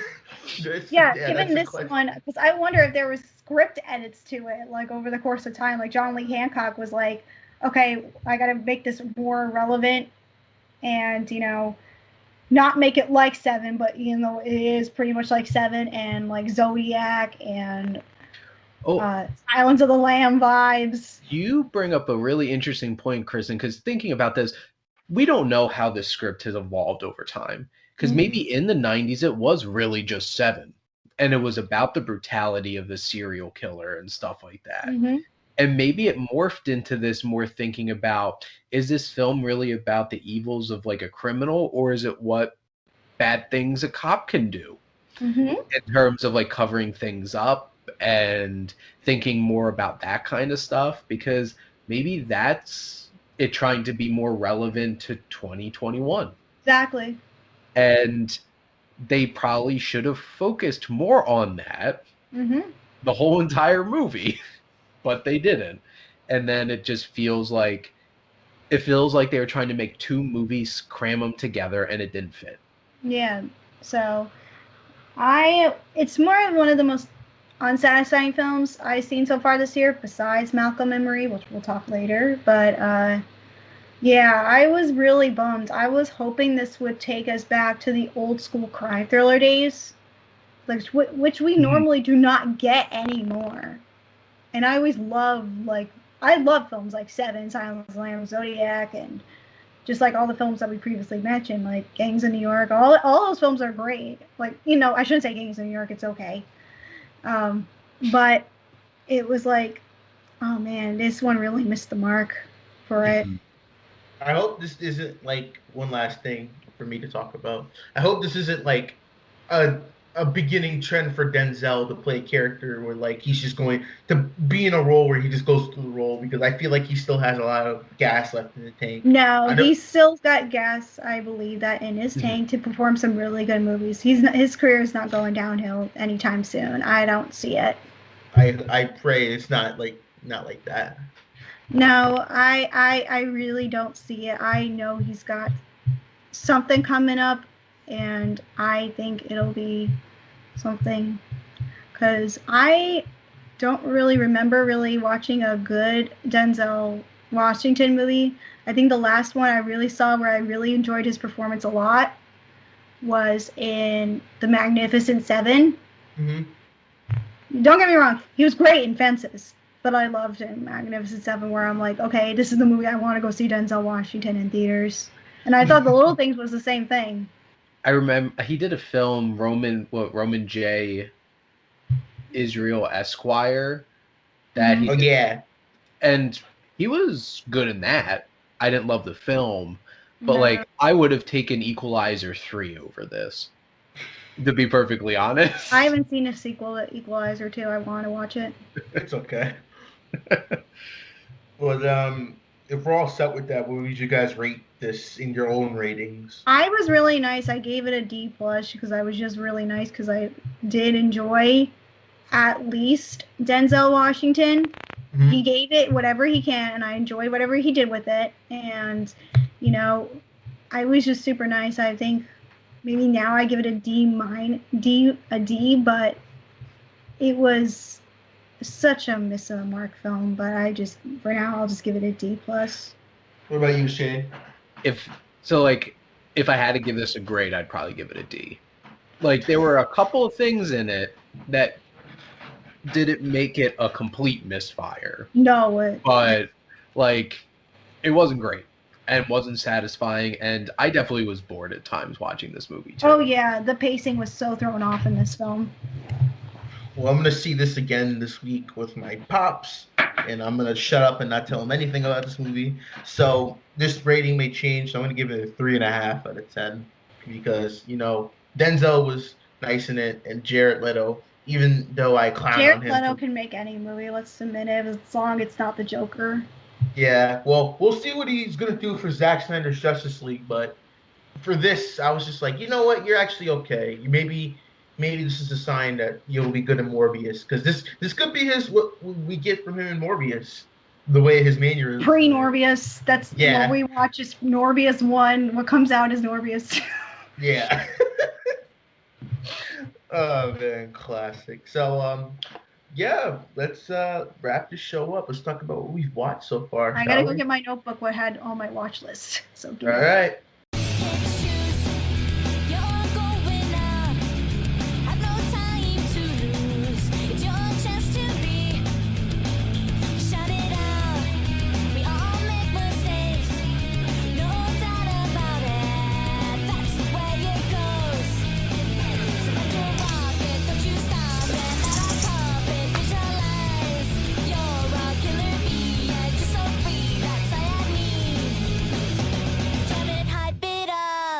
All right, so before we wrap up today's episode, we're going to be going through our watch list. What have we been watching? I'm pretty sure I know what you two have been watching. It's a hot new show on Disney+. I'll let you two get into it. So we're going to start first with our guest, Shane.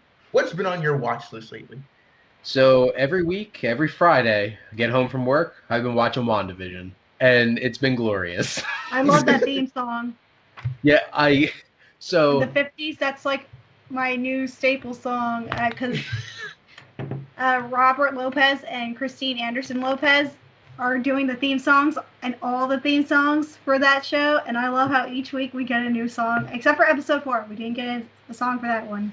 It is the hardest thing being at work all day and avoiding any spoilers for this show.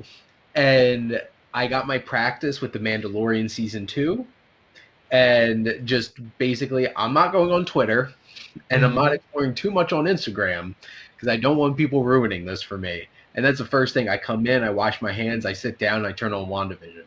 So and I got that for 4 more weeks because I'm pretty sure there's 9 episodes this season. So that's definitely been at the top of my watch list.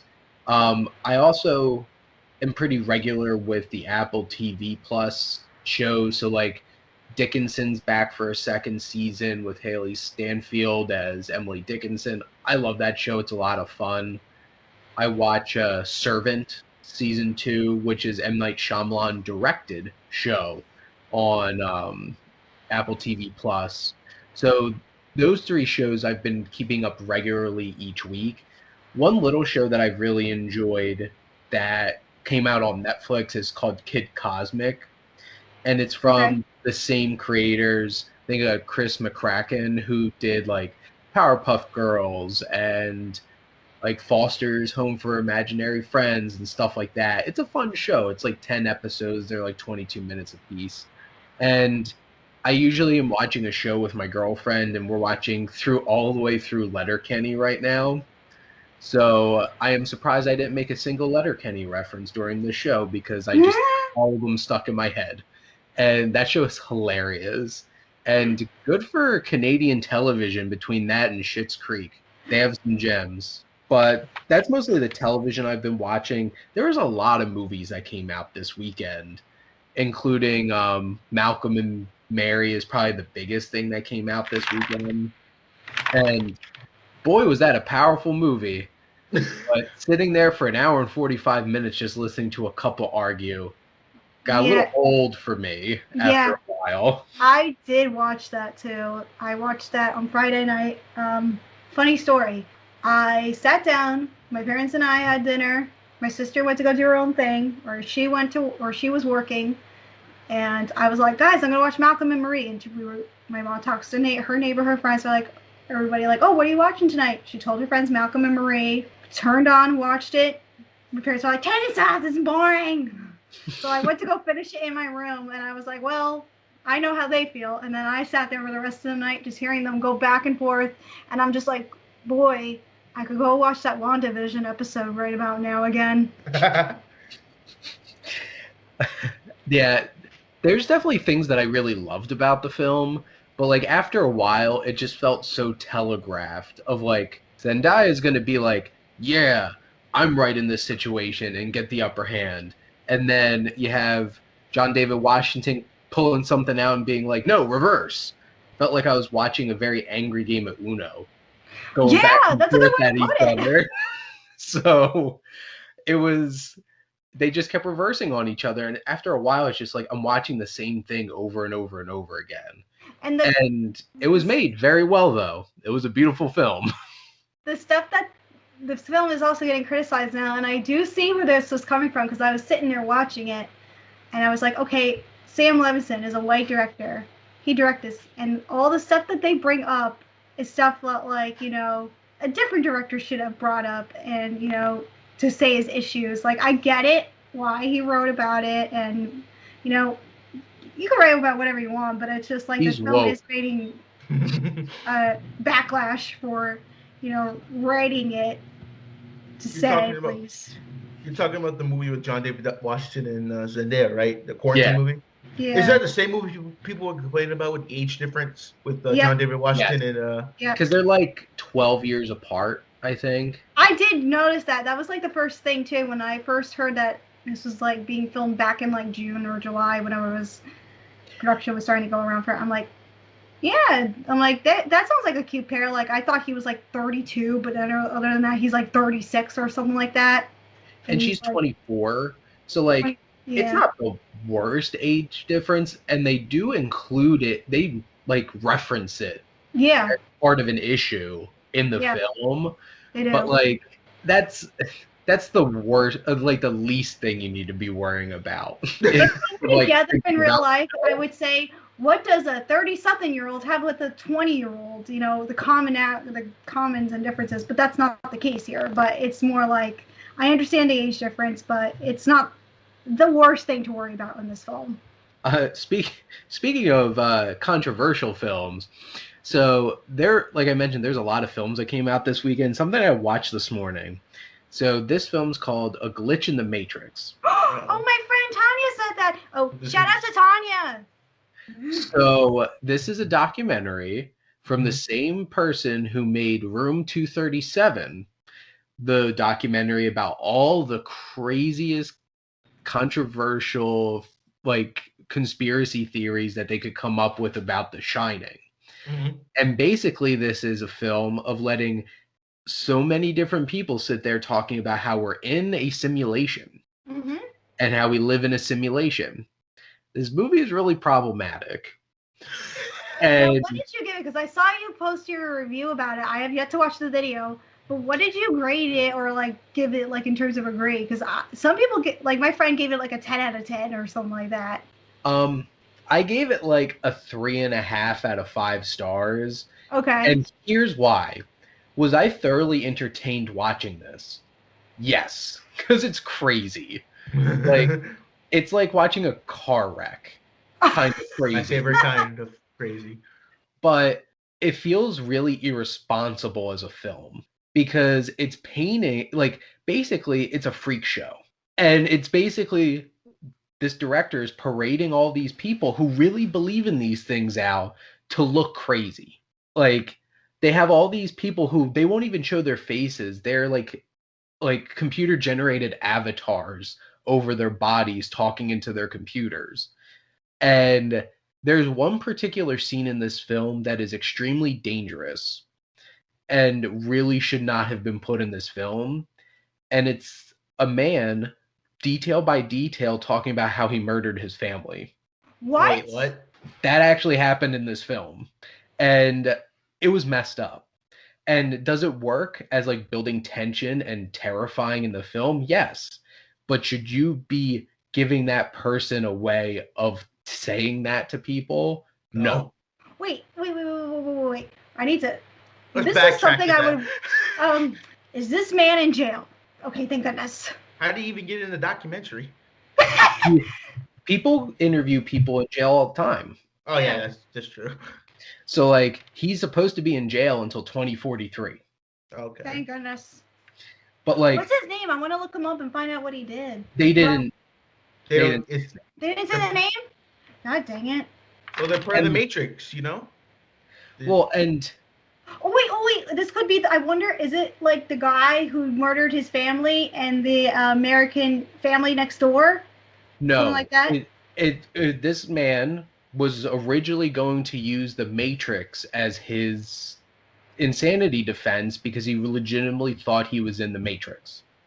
You guys can't see my mouth being like dropped to the ground right now. Only Shane can see. My mouth is literally dropped to the ground. But like the fact that they shined a light on this person to say this whole story and everything was really messed up. Yeah, that sounds like very problematic. This is a very problematic film, but it's like morbidly interesting to watch. Because like they spend whole sections of the film, like Elon Musk gets brought up a lot because like he'll tweet out, what if we were in a simulation? And he talks about that stuff on talk shows and stuff like that. Oh yeah. And people are comparing our world to Minecraft. And like they spend a lot of time talking about the film The Matrix. And it's very interesting that a lot of people seeing these science fiction type things as not science fiction, but it's interesting to watch, I have to say. And it definitely got an emotional reaction out of me. Mm-hmm. But like it's a messed up film. And it was interesting because they didn't screen it beforehand. They was shown at Sundance. Yeah, but I had reached out for a screener, and they're like, "Well, we'll not be screening this film before they had like the festival release and stuff like that." Yeah, and I can probably, imagine why. Yeah, because people would be like, "What the hell is this?" I gotta see this movie now. I just want to know what's going on. I have to do a review on this on the podcast. This sounds, the crazy thing is, I'm not surprised because I've heard people said the same thing. So, not out of the realm of possibility. It's a crazy film. So that was definitely the craziest thing that I've watched recently. But I watch a lot of things, but I'll leave that as like my last thing that I'm going to bring up. What a last thing to bring up. Holy crap. Yeah, that was something else. Mac, we got to put this on our watch list. This is on my documentary watch list now. You said Glitch in the Matrix, right? Yeah, Glitch in the Matrix. Okay. Yep. Maybe I'll have my mom watch it too. It's like, hey, Mom, you want to watch the Glitch in the Matrix? Hey, Mom, we're going to watch the Matrix. Yeah, it just throw this documentary. The Matrix. Yes, don't worry, I got it at a thrift store. It's okay. I got it at the dollar store. All right, Kristen, what have you been watching lately? I know you watch a lot of stuff. I've watched a lot of stuff recently. I watched Palmer, which was the Justin Timberlake movie. It was outstanding. Another movie that should have gotten a recognition for Justin Timberlake, I think, for award season. Is it his best? Is it his best performance? Is it even better than like In Time? Yeah. Oh, better. This is like groundbreaking performance. Like, to take Justin Timberlake seriously as an actor. He was in The Social Network and as a supporting character, but he didn't go on to do anything like groundbreaking that was like, this is like Golden Globe worthy. Oh my goodness, Justin Timberlake. Say that his work in Trolls is not Golden Globe worthy. Yeah, exactly. That's like Oscar worthy right there. Like this one in Palmer, it's so sweet, and he gives it his 100% in it, and I think he had a real connection with it because he takes in this little boy, and it's like you could tell he had put the same energy as he does to his own son, or I should say sons now. So I really enjoy that, and the supporting cast is also really strong in that movie. I watched Malcolm and Marie. I rewatched One Night in Miami. I watched that with my parents. They really liked that. I was really happy. And then I also got to attend Sundance. Yay! And I saw everything. I saw 7 movies. Jeez. Yeah, I was first going to start off with 2, but then my cart got a little bit more full. As more films started to be released, I was like, you know what? This is showing. Click, put in cart, and I was like, okay. So the best film I saw that you guys need to keep an eye out for is Carlson Young's film, The Blazing World.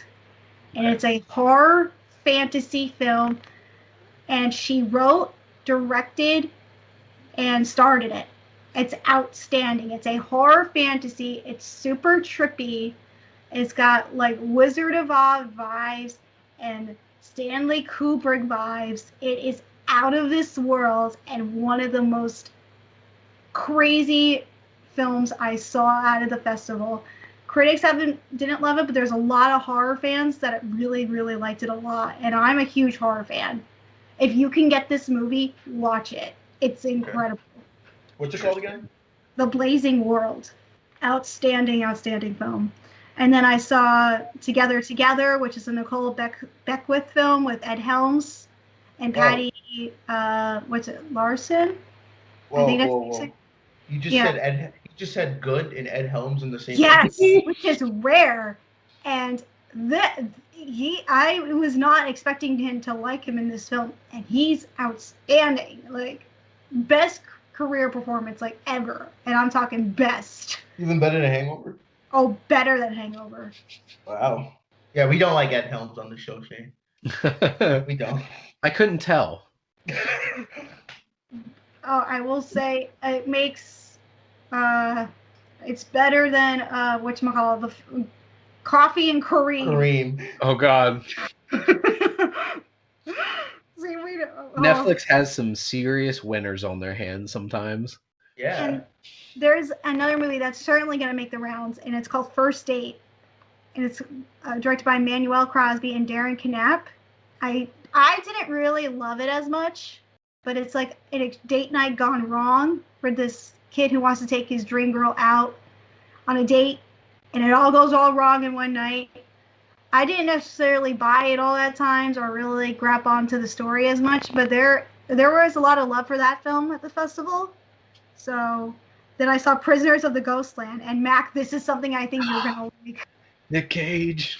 Yes, Oh, is that and the it's Nick like Cage? a Western Japanese film that is bonkers. Yes. Can't I wait. want to see that one, and I want to see his amusement park horror movie he did. Oh, that's like Willy's Wonderland. Yeah. It comes out next weekend. Oh, I gotta watch that.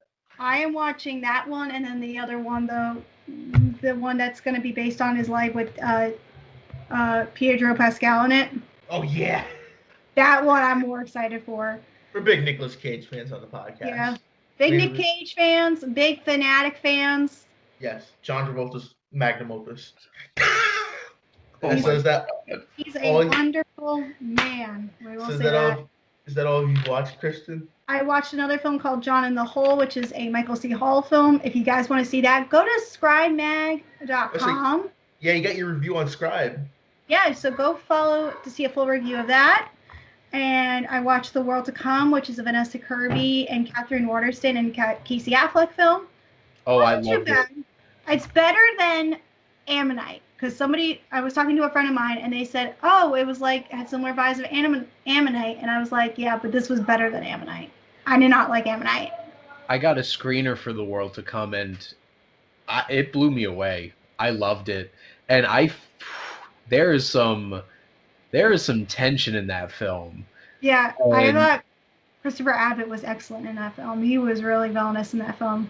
The tension between Catherine Waterston and Vanessa Kirby is fantastic. And I loved the build up to them, like that blow off of them actually acting on their feelings for each other. And it's beautifully shot. And it has it's a very rustic kind of vintage feel to it that really feels like it fits the time period really well with it. It reminded me of First Cow in that way. Like, it looks like this is a film not made today. Yeah, I haven't seen First Cow yet. I was going to watch it last night, but unfortunately, things didn't work out for me. And then I saw Judas and the Black Messiah, which is also excellent. That was the last film I saw, and that was the great film to end off my Sundance with. And I wish it got more recognition this award season. And I'm happy Daniel Kaluuya got nominated for that acting category. But Lakeith Stanfield, oh man, is he good in that film? Like, better than Sorry to Bother You. Oh, wow. Ooh, wow, okay. Like, so much better. And I really like the Q&A that they gave, too, that came with the screening. And the Shaka King is a director to look out for. This was only his second feature, and I'm really curious to see what he's going to do. Like, it was a raw and emotional story, I will say that. And it's crazy what the Keith Stanford's character did. And then there was like a little performance from Lil Ray Howery, if anybody's interested. Who makes Lil Rel. Yeah. And then that's mostly it. WandaVision. I did watch Defending Jacob and Ted Lasso as well. I love Ted Lasso. And I wish I saw Ted Lasso sooner. I wish I got Apple TV sooner, because I love this film, and thank goodness it is nominated. Like, thank goodness. Jason Sudeikis as Ted Lasso is one of the most endearing and wonderful characters I've seen in anything in a long time. Oh my gosh, it warms my heart. Oh man, I want to know Ted Lasso. And then like I said, I watched Defending Jacob, and now I'm watching Emily in Paris, and that's nominated. And I'm like, oh my gosh, give Ted Lasso. Do not give it to Emily in Paris so far. I'm only on episode 3 of Emily in Paris, or 4. That's like cheesy, just easily disposable TV. And I'm like, how did this get nominated over a lot of other things that came out last year? But I know, because it's like Paris. And Sex and the City vibes, because why not? Ay. But yeah, that's what I watch, or I should say been watching. I have other stuff to watch that's coming up. I do want to watch.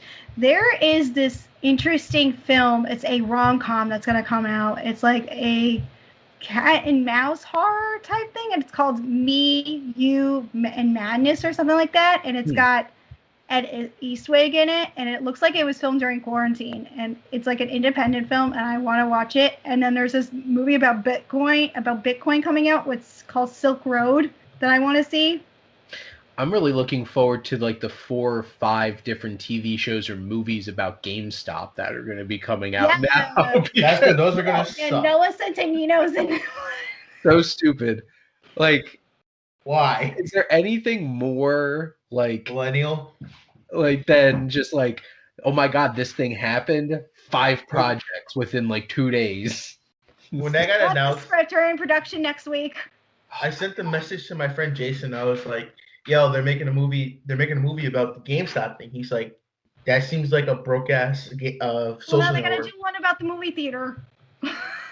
Nah, they can't. That's gonna be a TV series. The GameStop's gonna be more groundbreaking because it's gonna be Wolf of Wall Street and the Social Network combined. Well, because like HBO's doing a show, Netflix is doing a movie. There's like 3 other projects, and it's just like, what is this? What world do we live in?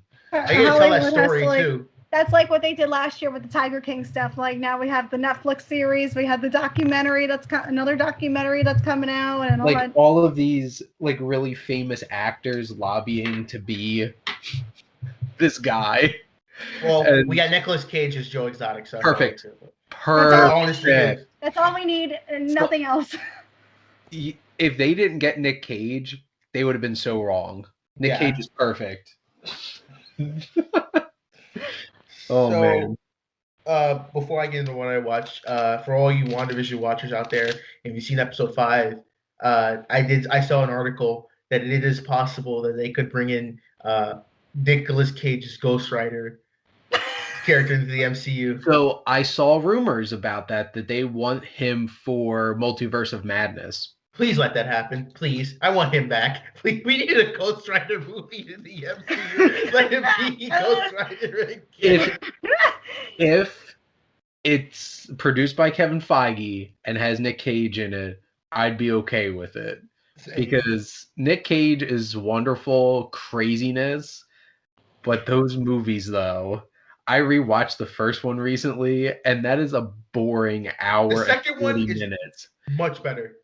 Yeah, but not that much. Well, I mean, At least they let Nick Cage be Nick Cage in the second one. Yes.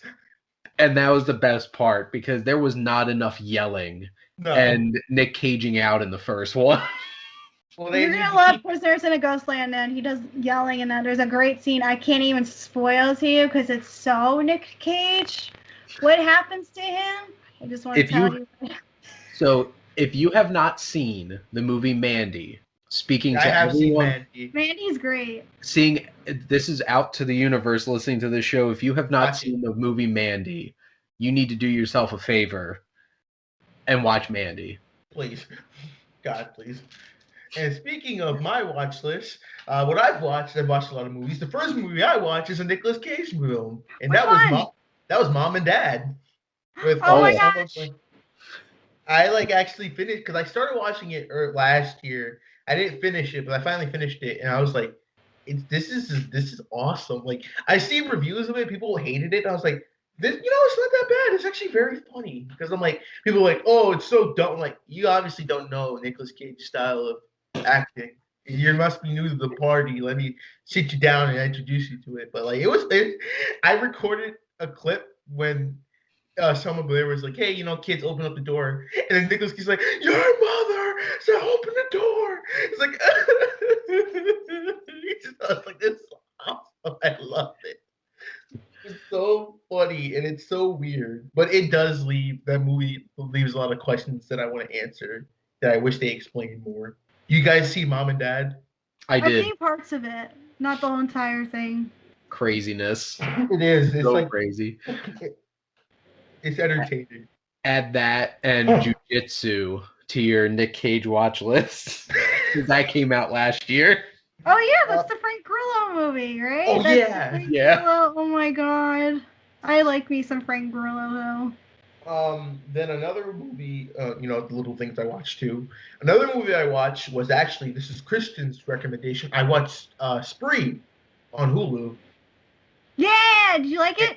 I thought it was entertaining. It wasn't bad. It was just like, the thing is, it's like, man, this is so crazy because I feel like this would happen in real life, and that's the scary part. Yeah. Like, just a psycho person would be on Uber just killing people. That has happened if you read some news stories online.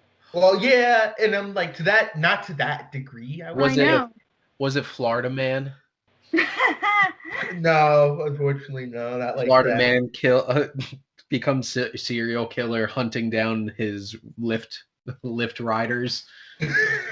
I wish that but I will say that the movie did feel like it tried a little too hard sometimes. Like, they used a lot of social media buzzwords, and it was kind of a little, I don't like those were around cringe at times. So I was like, other times I was thoroughly entertained, and I did like that the main character's like other friend, or like the social media guy, he was like the typical like YouTuber who did the fake pranks and everything. He's actually a YouTuber too.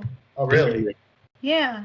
He did like fake pranks, and when like something happened, they thought it was fake, and I was like, that actually is legitimately like YouTube culture. Like, if something real happens to someone who does like fake stuff, people immediately think like, hey, it's like fake, and I'm like, you know who that reminds me of? It reminds me of a YouTuber called J Station, because he does all this fake stuff. He's like, man, I'm gonna call my dead girlfriend at 3 a.m. on the Ouija board. And I was this like, is the first time I would have never thought we had to bring up J Station in a podcast. But yeah, I liked Spree. Spree was good. I watched another Hulu movie. It's called You Can't Kill David Arquette. That's a great documentary. Yes, it is. I'm a professional wrestling fan. Me too. So I do know the story of when David Arquette won the world title. Yep. It was not his idea. Watching this documentary, I felt very bad for him. Yeah. He was like the black sheep of professional wrestling, because everyone is like, oh, he ruined wrestling. He's like it's disgusting. And it's just a redemption story of him trying to prove that he loves wrestling. You can tell he loves wrestling. He wants to be a part of it. And his lifestyle too. He grew up with that culture too. Yeah, so he wants to be like, and he puts his body on the line. It's like, and I will admit, this man can, like, he's 50 plus years old. He does some stuff in the ring. I'm like, wow, I'm impressed. Watching him in movies right now, there is what the hell was it called? I watched a movie like Dr. Bird that came out like a month ago, and he was in it and had his shirt off. I'm like, see, that's that David Arquette pro wrestling body right there. Yeah, and there's ridiculous shape. He went through a lot through that movie, like smacking down on his body and everything. Well, that's pro wrestling. And the thumbtacks. Oh my gosh, was that also pro wrestling? Yeah, that's pro. Well, there's two scenes of this movie that, like, I always remember. There's the scene he went to Tijuana, and like they do like wrestling in the street, and that's like really cool. That's where he jumps off from a ladder and he does like a crossbody. That's cool. And then there's a second one, which I remember the news story happening, and I didn't know what was going on. He almost died from a death match. And what's funny is that I didn't know that Luke Perry was there with him, and he was in the car with him during the documentary. I was like, oh, that's Luke Perry. Well, Luke Perry's son is a huge pro wrestler. Oh yeah, now I didn't realize that. Boy. Yeah, I didn't. Oh, that's him. Yeah, Jungle Boy from AEW is Luke Perry's son. I did not know that. Crazy. Yeah, which was nuts. I did not expect that, but I love seeing their relationship, and how I didn't realize how close they were, and to see him go to the hospital with David Arquette was really something else, and I really felt that connection. And I was just like, wow, that was probably one of the highlights I took away from the film. Yeah, was seeing their friendship unfold, like not unfold, but how it was, and how it really affected him. But David Arquette is literally he was willing to kill himself to freaking just kill himself over being a wrestler, and I respect him like a lot, because he was the butt of the joke for wrestling, and he ended up with him being in the top 500 for the pro wrestlers in the world in 2020. Good for him. Honestly, yeah, I'm so happy for him, and I can't wait for him in Scream 5. Yeah, me too. I'm just excited for that movie. You know that. Yeah. So. And I think the last thing I watched was I went on HBO Max and I did some searching because I was like, you know what, I need to find a good another good like sports documentary. And I watched this documentary. It was another wrestling one that I've been meaning to watch for like 3 years.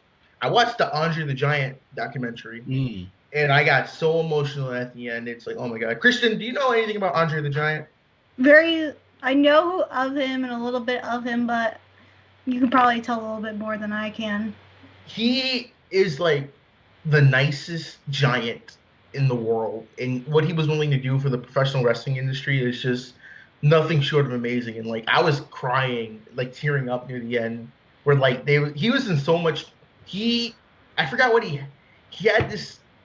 He had yeah. So like, it's called quote unquote giantism, but like it's like tumors on your pituitary gland. So he just kept growing. And like he went through so many back surgeries. Like they had to give him 2 bottles of vodka to just get him loopy enough for them to even do like procedures on him. Jeez. And it's awful. And like if you notice in The Princess Bride, when when you mentioned Princess Bride, then I know who you're talking about. Yep. When he's climbing up that mountain, and for some reason he just happened to have like these holsters on him. They actually had to use those because he couldn't support the weight of everybody. Oh my gosh. It was so sad. And like he was Fezzik in real life. He was like the Swedish giant. And then the person who wrote the book of Princess Bride, he wrote Pheasant and he thought of Andre. He's like, the only person who could play Pheasant is Andre the Giant. Aww. And love Princess Bride. I'm not a crazy Princess Bride fan, but because I didn't really grow up with it, I appreciate it more now. But yeah, I didn't know that. That's a cool fact. They even have the cast talk about like he's like he was the sweetest guy and everything. Even who's the woman who played the princess in the Robin Wright. Robin Wright. She said one time that she was cold and he put his hand on top of her head and like warmed her head up because he has such big hands. And it's just like the whole documentary. I remember now that you're saying when you brought that up, Shane, about the whole scene. I'm rethinking about it now. Aww. This documentary is it's a really just a celebration of his life and just like it's just sad how you see like he was in so much pain, but he still went out and performed, and he passed away at like 46, I think. Yeah, he was young from what I remember. And it's a really good documentary. They have like everyone talking about it, and you can tell how much he meant to everyone in the business. So I never thought I would cry during a wrestling documentary. Well, no, I did cry during Wrestling with Shadows, maybe, or Beyond the Mat. I did cry one of them. All those stories are crazy on Beyond the Mat. Or no, Dark Side of the Ring's even crazier. I cried during the Chris Benoit and Owen Hart one. Ugh. That's a whole nother podcast. We already do TV. Whole other podcast. Yeah, Dark Side. Kristen, you should watch Dark Side of the Ring. That's pretty good. I'll take it. But I think it's gonna wrap it up for today. So I want to give a special thanks to Shane from Wasteland Reviewers for coming on. So thanks for having me. Once again, it was so much fun. Please come back to our show. Yes, I'll definitely come back. So once again, tell people where they can find you and what upcoming projects and reviews do you have coming up that people want to check out. So I have my Wasteland Reviewer YouTube channel where I do most of my reviews, do lots of videos. And I have my Instagram page, The Wasteland Reviewer. I'm trying to make my Instagram page a little bit more interactive and engaging than me just posting, here's my review on YouTube, go look at it. So well, be out the lookout for Shane's review. He's actually taking part of our My Golden Globe event. If you guys want to check that out on my Instagram, he's going to be reviewing another round, so look out for that review. Yeah, I'm looking forward to doing that. Doing the 14 days of rom-com with Pillow Talk. And basically, I review most films, and like I have Sif Pop. I know I have Sif Pop reviews coming out for. I did Malcolm and Marie, Earwig and the Witch that came out on HBO Max this weekend, and I'm going to be writing one for Falling, and then I will be having one for Barb and Star, which comes out next weekend for Valentine's Day. Which that looks. Did you see it yet? I want to watch it. It comes out on Friday. So I thought you got a screener for it. They told me they were going to get back to me with it, maybe before Friday, the 12th. But I'm looking forward to that a lot. But honestly, the biggest things, check out my new show, Welcome to the Wasteland. Right now, it's just me talking about a particular film and stuff like that. But I hope to have guests on if they're interested in talking about, for the foreseeable future, I'm going to be talking about a lot of Coen Brothers films. So love the Coen Brothers. We'll have this on. We'll definitely talk Coen Brothers with you. I will message you about it. And then checking out my Lost in the Wasteland. And I love talking to people and interviewing people about the perspective on films. Kristen came on, and Mac, I hope you'll come on. We'll talk about that. Oh, definitely. We'd love to come on. And then, so check out my YouTube channel. I have a lot of stuff on there. He's great, guys. Go subscribe. His links will be down in the description below. And you can check out all of his glorious reviews. So that's going to wrap us up. Once again, thank you, Shane, for joining us. We are happy to have you on. You are always welcome to come back. The door is always open for your return. Absolutely. And I've been Mac. This has been Kristen. And this has been Shane. We will see you guys on the next episode. Peace. Bye. Fuck you in the lanes you came with. Me and you ain't on the same shit. You ain't in my lane, bitch. Nah, throw that shit in fifth. Rollie on my wrist. Ay, baby, you a star. I'm my only wish. I'm counting blue honeys. I'm too money. Ay, and my little bitch, she too lovely. Yeah, hanging up and calling me right back. Ay, baby, why you calling me like that? Yeah, getting high with the seat, lay back. Baby, gon' relax, yeah. Hey, they don't know the half, yeah. No matter what happened, I got your back. Baby, that's the facts, yeah. That's the facts, yeah.